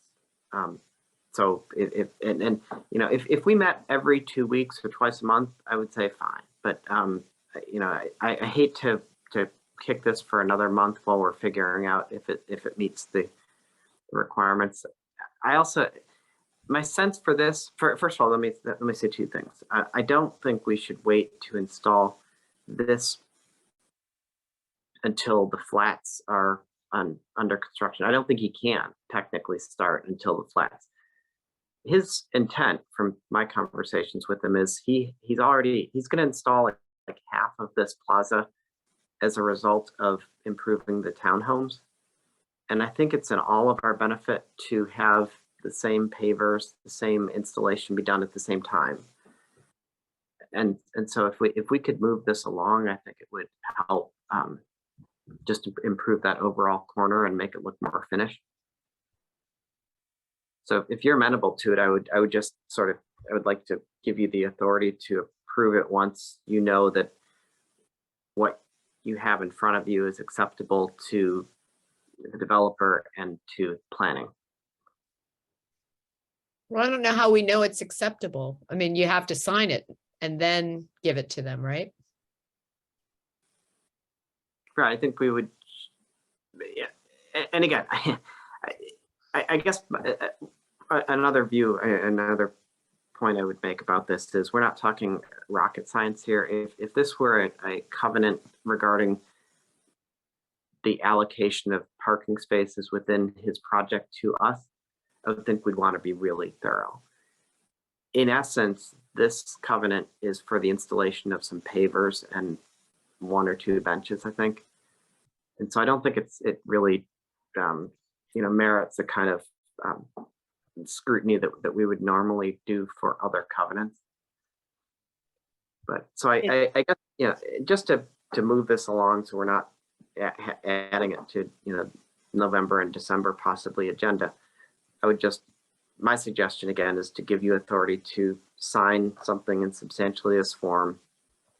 If you sign it and planning says that's fine except for this paragraph that we need it to say something different, then as long as we feel like it's still substantial in that form, you just sign a new version of it and we're done with it. So we can't show it to planning first and let them tell us whether they would approve something like this? You can, but I guess again, I go back to, if they say yes, that's fine, then you sign it next week when they approve it, rather than coming back in a month and then saying, now I'll sign it because they've said okay.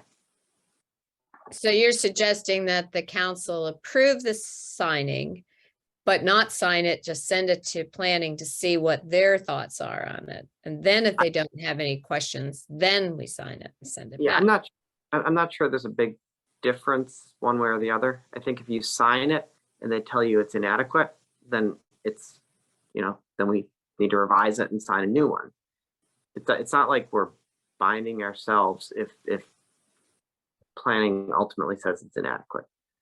So we've approved contracts previously in substantially, a certain form for the town attorney to review. And I think that's what Councilmember Bartram's talking about, where if the council is willing to approve the resolution this evening, then the staff, town attorney, and I would kind of work with the planning department and the developer on some of the questions that we have within the declaration of covenants.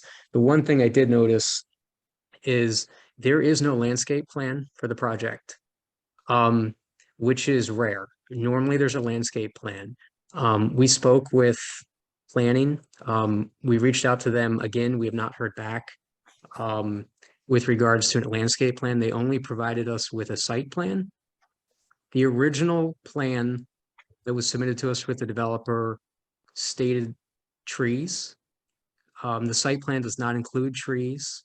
It listed 4 trees. If you're on site, there's no way we can get 4 trees in that location unless we're planting dogwoods. There's some questions that staff could work with on the developer if you're willing to go that route this evening. That we could, have some of our concerns answered with regards to landscaping and maybe some of the furnishings. But it's up, the council needs to have this conversation. So I'm glad you brought that up, Matt, because I did notice in the final paragraph where they're talking about the planter boxes and the trees, it does say with plans subject to approval by the town. So is that the intent, that they would come back, after having this staff dialogue with a landscape plan that we would then have an opportunity to review and approve? I'm very comfortable communicating with planning and the developer to make sure that our expectations are met for the public plaza area. So if the council wants to proceed with the resolution this evening, Town Attorney Ferguson and I can work with them to make sure that there is an adequate landscape plan and that the furnishings meet our expectations along with everything else outlined within the Declaration of Covenants. Okay. And then I'm not sure, just on Mayor Tracy's point about asking if they could do the public plaza behind the town homes first, rather than wait for the condos. Where did we land on that? Because I think that's a good point. There is 2 public plazas within the Flats project. There's the one on the Flats property, and then there's the one that is adjacent to the townhome project. I feel like they need to do them together, but at the same time, we'll leave kind of a void at the base of Kaiser Place for possibly 2 or 3 years. So that's something that we need to address and figure out how we want the developer to proceed. I wouldn't support that. I think it needs to be done now.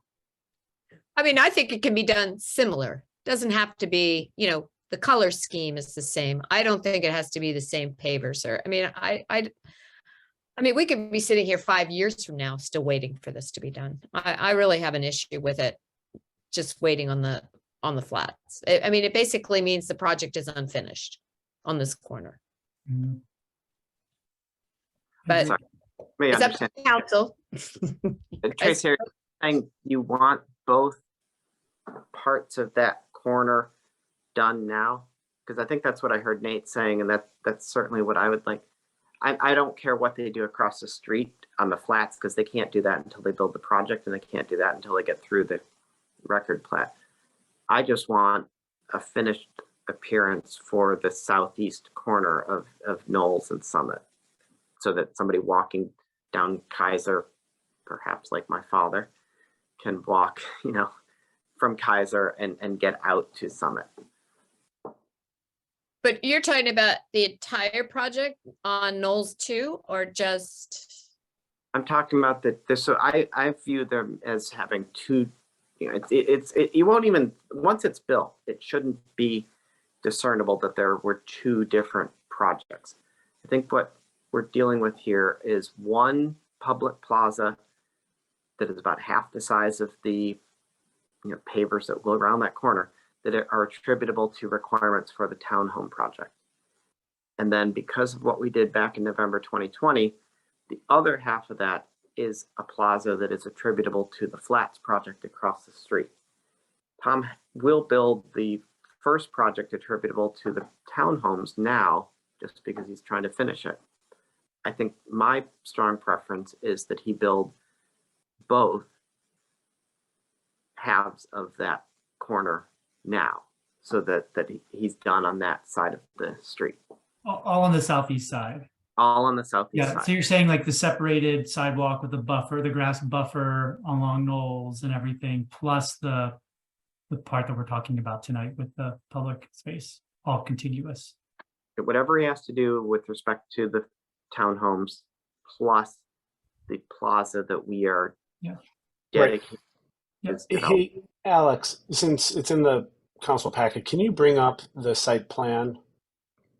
Just so there's a visual aid. While you're pulling it up, I just have a quick question. What if they decide not to, or they're not maintaining it, and something happens and someone hurts themselves? Who's liable? I'm sorry, what was the question, Nate? Are we liable if someone hurts themselves if this area is not being maintained? Or It's public, well, it's public space, so the town would always be somewhat liable. But if it's directly due to maintenance from the developer, then obviously, if there was litigation, they would probably bring it towards both the town and the developer, or at that point, whoever owns 10509 Summit Avenue LLC. okay. So We are asked to be additionally insured within the Declaration of Covenants. So just to continue this conversation with the visual aid of the site plan, right? This is Summit Avenue going south to north. This is Knowles Avenue. This section here, these are the 6 townhomes that are under construction or recently finished right here. There are 2 sections of green, one on the south side of Knowles, one on the north side of Knowles. There is a section of blue, and then there are the 2 sections of, I will call them pink. So Darren, what you were saying is all these areas south of Knowles, you would like to see finished now, realizing that this area north of Knowles, that is also public plaza and was part of their public space calculation for the 10509 project, cannot be completed until that project is completed. But what we're discussing is this green area here was included in this project up here as part of their public space calculation, but we are asking that they begin, do the construction and completion of this section to the south now, prior to waiting for this whole project to start.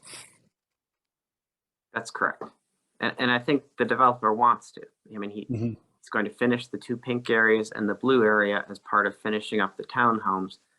And I think while he has a crew in building really what's, I guess, the blue area, he wants to build the green. And I think that's to our benefit. Okay, well, that's making more sense. I took this as he wasn't going to do the green until the building on the other side, on the north side, was built. Then he would do the plaza on the north side with the plaza on the south side. So now I'm understanding it as no, he's going to do everything around the townhouses on the south side of Knowles and get it done, correct? That's my understanding, but I'm certainly happy to memorialize that with him.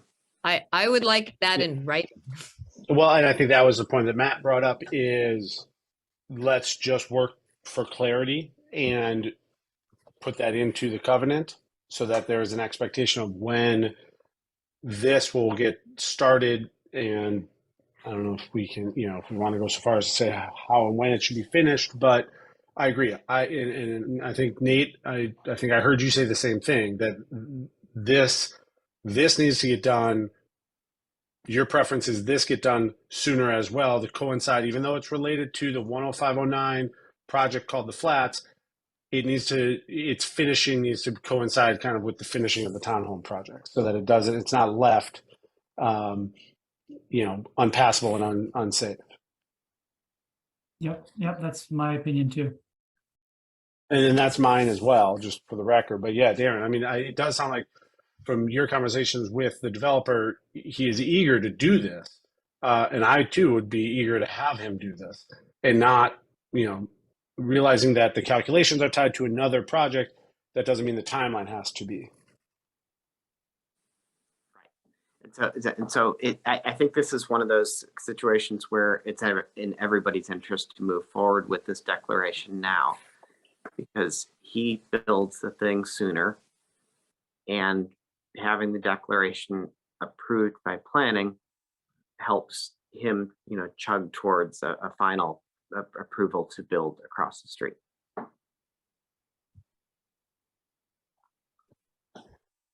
So with that, Tracy, I mean, how do we want to proceed then with the declaration of covenants, the draft resolution that's before us today? Do we feel like, are we in a position we think we can pass this tonight? Well, Sue Ellen reviewed it. Did she write it, Matt?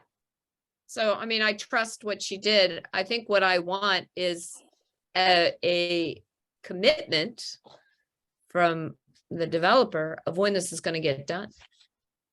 Well, Matt, and you said, to the council's preference, if we want to revise this to include language on when it is to, needs to start within 180 days or 90 days of us, we can do that. Yeah, we can revise it again. It would be similar to any of the contracts that we passed previously, where we essentially would send it to the town attorney to finalize the contract agreements. In this case, there's some questions that we need answered. When is the project going to start? When will it be completed by?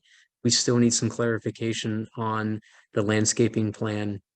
We can clarify that this project needs to be included with the public spaces for the townhomes at Knoll Station project. At that point, I think, or at least I'm comfortable moving forward with the understanding that we can complete these for the county.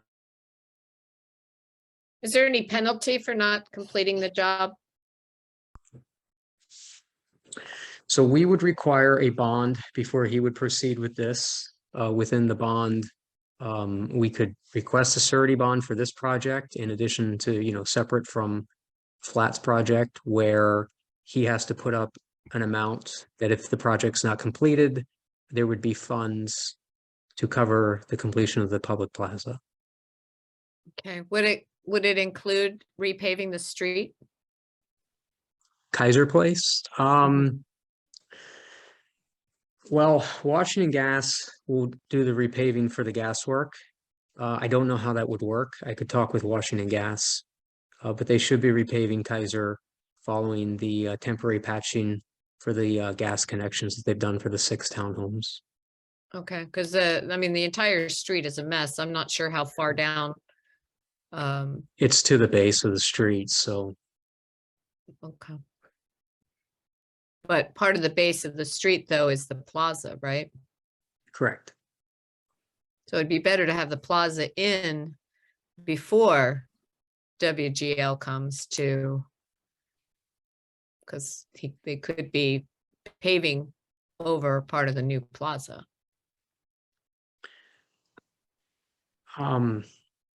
Theoretically, yeah. Okay. All right, well, this is the discussion portion. The resolution is in the next portion, so. Does anybody else have any additions that they want to make regarding what Matt should be asking? Well, I guess to try and marry the 2 points together as I'm following the discussion, Darren, if the thought is this is the plan for 10509 is going forward, the planning board what is it, next week. And the developer is hoping to have this included in that plan so as to have it passed all together as one. In our covenants, couldn't we start the clock and say that, you know, the work on the public plaza needs to begin within 120 days of when the plans for 10509 are passed by the planning board? So the clock doesn't start till his plan passes, but once it starts, he's got, you know, whatever we want to say, 3 months, 4 months to at least begin the work, not finish it, but begin the work. Yeah, Oh, I but- want to finish work too. Well, My- now is going to be my- my next point of discussion. My suggestion, because first of all, the Flats project has been fully approved by the planning board. It's a site plan amendment that is going before the planning board. And that involves, you know, shifting some live work units to, I think, I can't remember what it said, hoteling, essentially. You're right. So my feeling is we're not talking about a big portion. I mean, you just saw it on the site plan. I just want it done. And, you know, if we make him do it and he runs the risk that, you know, the whole project falls apart and doesn't get built across the street, I still want I want that corner to be done. So I would just prefer to get it started much sooner, not tie it to approval of the project across the street. Okay. It's not expense to install pavers and benches and a couple of trees. I agree. I was trying to make sure, I was trying to figure out exactly what your point was. If it was, so I'm in support of what you just said. I'd rather, how do we want to write this to hard code in that it needs to start soonest and be finished soonest plus 90 days, so that it's in the covenant, as Mayor Tracy indicated, so that there's no ambiguity that of our expectation as to when it's going to start. So optimally, let's just request that he start when he starts the connected portion that's related to the town hall. The blue If- portion that we have had up there. If planning tells us we can't do that, you know, then we'll deal with it. But for right now, so I would like him to do the green when he does the blue. Got it. Okay. Matt, you can make that legal, right? Yeah, I mean, I'll talk with the town attorney. You know, we might write something in there that they have to complete it within 180 days of the signing of the declaration, or some kind of language that Sue Ellen would suggest. And we'll just write in that he needs to do a surety bond to cover the project in case the project does not finish. So I'm good with that. Okay. Does anybody in the audience have a question regarding this topic? David? Romeo? Thank you, Mayor Furman. Uh-huh. I noticed in the attachments to the agenda for this evening's meeting, there was a section about some light posts. Does that pertain to this plaza? that is for the public area, which would be on the flat side. There's no proposed lighting in the public plaza for what would be between at the base of Kaiser over to Summit. There's some benches. There's 3 benches, and there is some vegetation that was initially proposed. It's not in the site plan. That's what we mentioned. We're missing a landscape plan. There's no landscape plan for the project, but we will put some language in there within the declaration of covenant to make sure that there is at least something in there that is representative of what the developer first proposed to the council back in 2020. I just wanted to make a brief comment that this Wadworth series pole has a WFCL2 fixture or lantern atop the pole, which is, from my understanding, a full cutoff LED fixture. which will, I hope, provide adequate lighting, but not excessive overlighting, and minimize the degree of light pollution. So the council, in consideration of these this landscaping, if they would take that into consideration in approval of the project, I would appreciate it. Okay, thank you, David. Oh, I just wanted to post 2 links regarding the lantern and the type 3 LED distribution light pattern, which apparently is I had the impression was a characteristic of this particular lantern, but I don't see it now. Some types are better situated for other situations than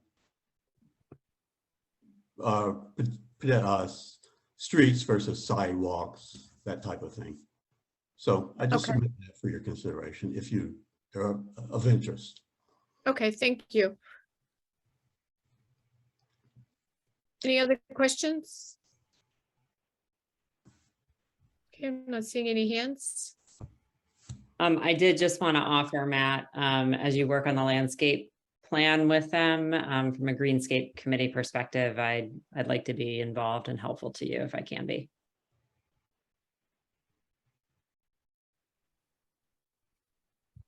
Okay.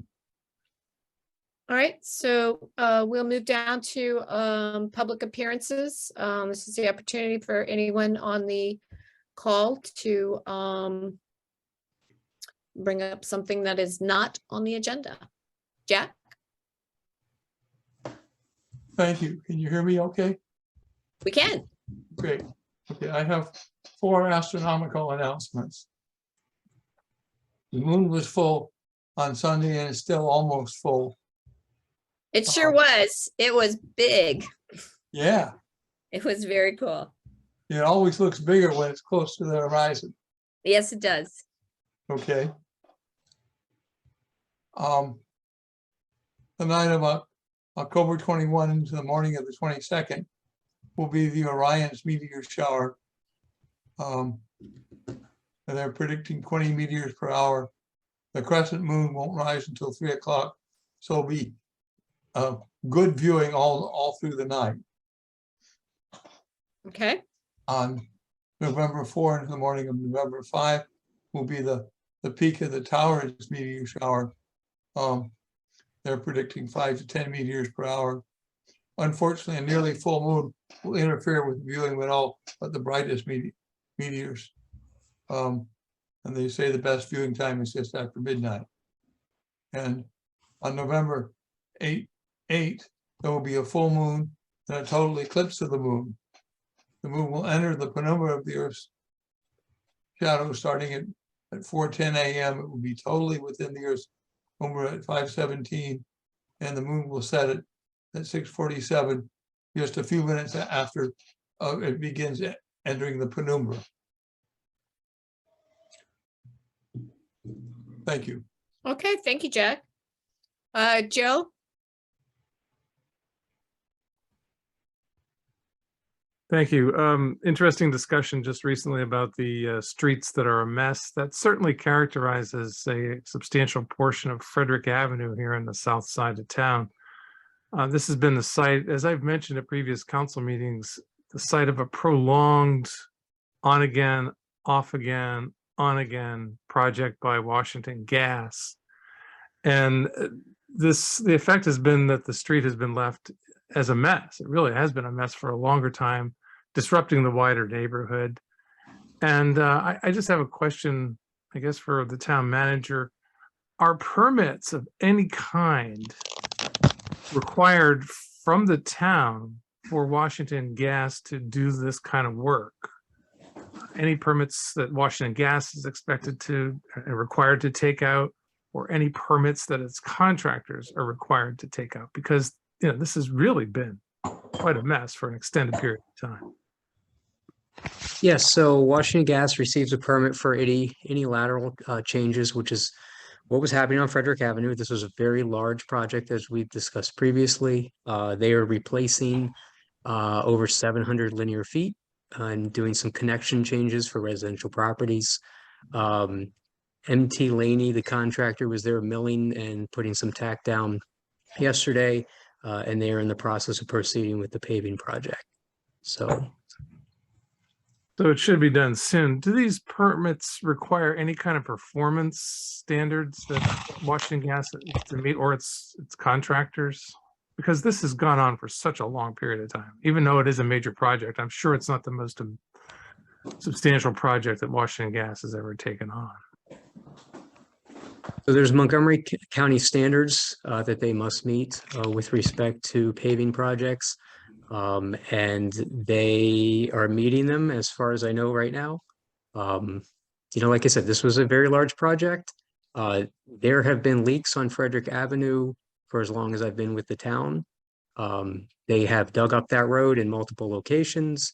They dug it up after we paved it. They seem to have found the solution. So I'm not going to press too hard at this moment.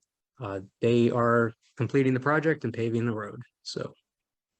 Okay, I appreciate all of that. I just want to emphasize what a disruption this has been and how the road has been left. And a substantial portion of the road has been left in a mess for quite a long time. Jack, did you have another question, or is your hand just still up? A comment. Okay, go ahead. Actually, currently, the construction isn't Washington Gas. It is a paving company that is replacing the curbs on the lower part of Frederick Avenue. Yeah, that's the paving contractor of Washington Gas. Well, but they're doing the curbs and not the blacktop in the street. Okay, well, that's part of the process. So overall. Yeah, and they didn't get it. Washington Gas didn't get it right the first time. They dug it up, they paved it, and then they came back and 2 weeks later dug it up again. And the driving there is like a roller coaster. Okay. Which is why I was asking about performance standards, because that's just exactly what you don't want to have happen. Okay, thank you, Jack. Any other questions? Okay, I am not seeing any hands. So we will move on to ordinance, resolutions, and regulations. Matt? Mayor and Council, before you this evening is resolution number R-24-2022, a resolution of the Mayor and Council of the Town of Kensington approving a declaration of covenants, access, easement, and agreement with 10509 Summit Avenue LLC. I would recommend within the motion that we clearly state that we are adopting this substantially in the form attached, allowing Town Attorney Ferguson and the town staff to clarify a number of questions we continue to have with the covenants. Okay. Council, do you have any further questions? Okay. Does the audience have any further questions on this resolution? I'm not seeing any hands. Can we have a motion? I move that we adopt resolution number R-27-2022 as substantially written. Okay, with the amendments that, Thank you. As substantially written with the amendments put forth. okay. Is there a second? I'll second. Okay, all those in favor? Aye. Aye. Aye. All right, thank you very much. Number 2. Thank you, Council. Before you this evening is resolution number R-27-2022, a resolution of the Mayor and Council of the Town of Kensington approving a variance at 10025 Frederick Avenue to allow for an encroachment of approximately 2 feet into the allowed 10-foot side yard setback in accordance with section 5-104B of the Town Code. We held the variance hearing at our September meeting, and at the request of the council, we received a letter in support from the adjacent neighbor, which was included in the council packets. Staff has no issues with the variance, and we're requesting approval this evening. Okay. Counselor, do you have any questions regarding the resolution? Okay, does anyone in the audience have any questions regarding the resolution? I'm not seeing any hands. Okay. Is there a motion? I'll make a motion to adopt resolution number R-27-2022. Is there a second? I'll second that. All those in favor? Aye. Aye. Okay, thank you very much. Matt, when does that, once it's signed, when does it, do we have to wait 30 days on the resolution, or is it can go right away? Can't hear you. Sorry, so as soon as we sign the resolution, they may proceed. Okay, They may begin filing permits with the town and the county. Formally, we do have most of the documentation from the architect so far, but we'll proceed with the permitting. So good. Thank you, Mr. Snow. Thanks, folks. Okay. All right, number 3. thank you, Council. The last resolution this evening is resolution number R-28-2022. A resolution of the mayor and town council of Kensington authorizing the extension of the existing refuse and recycling contract with Ecology Services Refuse and Recycling LLC for the term of 1 year. We had an existing 3-year contract with Ecology, and within the 3-year contract, there are 3 1-year renewal options. We need to approve the renewal in agreement with Ecology. This would be the second 1-year renewal, which would leave us one 1-year renewal next year. Okay. Council, do you have any questions? I see a hand for from the audience for the resolution. Joe? I'm wondering whether there's any contract increase with this extension. There's a 2.5% contract increase within the 1-year increment. There is the potential for more increases depending on transfer station fees, dumping fees, or if there's any amendments or revisions we may have to make throughout the year, which are allowed within the contract. How much is the contract worth? What's the value, the monetary value? About 190,000. So can you tell me how much the increase is? You said 2.5%? 2.5%. I think refuse collection overall has been very good with this company. I think this has been a good move. The only problem that I see periodically recurring is that their trucks leave oily patches on the streets, and this happens from time to time. It doesn't happen all the time. And over the years, I've brought this to the attention of the town staff, and it continues to be a problem. And I wonder, Matt, if you're aware of that as well. Yeah, so anytime we get any, comments with regards to the Ecology or a prior refuse collector, especially pertaining to leakage of lines, we advise the route supervisor immediately. We are very happy with Ecology. Of our contractors, they're probably the best that we've had since we've gone outsourcing. It was very difficult the first year of COVID. We were very concerned in the town. Ecology could not keep CDL drivers, and we were having that issue throughout the county, throughout the state, throughout the country. Ecology was able to collect trash twice a week, brush and recycling once a week during the entirety of COVID. This is a very good organization. I'm very happy with them, and I hope they're with us for quite some time. Yeah, I'm not disputing any of that. I'm just saying that the recurring problem of leaks from their trucks seems to be a performance issue that does the contract address this in any kind of way, directly or indirectly? We advise them anytime we receive comments. The route supervisor checks the trucks. And it's, their responsibility to maintain the trucks so they can keep the route running. Yeah, I guess I was asking if there's anything proactive that they would be doing to keep this from happening, because it does happen. I could reach out to Ecology to get a further answer for you, Joe. Thanks. Okay. Any other questions? Okay. Would someone like to make a motion? Was there a question?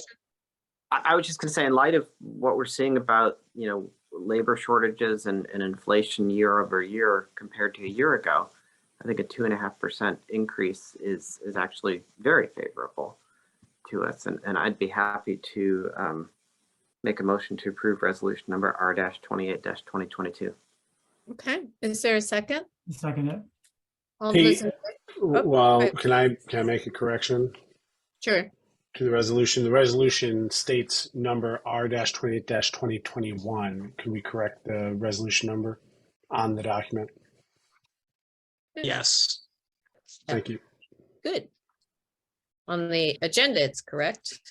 Yep. So, There okay. was the revised agenda that went out to the public this evening did also correct the number of units. There was, the units were not correct on the original release on Friday.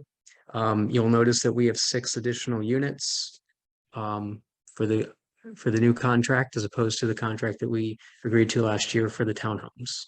So that would be the change. Okay. All right, let's say, I don't think we need to redo the motion. Just have the number Because you be said right. 22. Yeah. Yeah, when we signed. Yep. Okay. So you want to And, keep your and I will, second? and I will second. Okay. All right, all those in favor? Aye. Aye. Okay, thank you very much. All right, I just need a motion to adjourn. I move that we adjourn tonight's meeting. Okay, is there a second? Second. All those in favor? Aye. Aye. Great, thank you very much.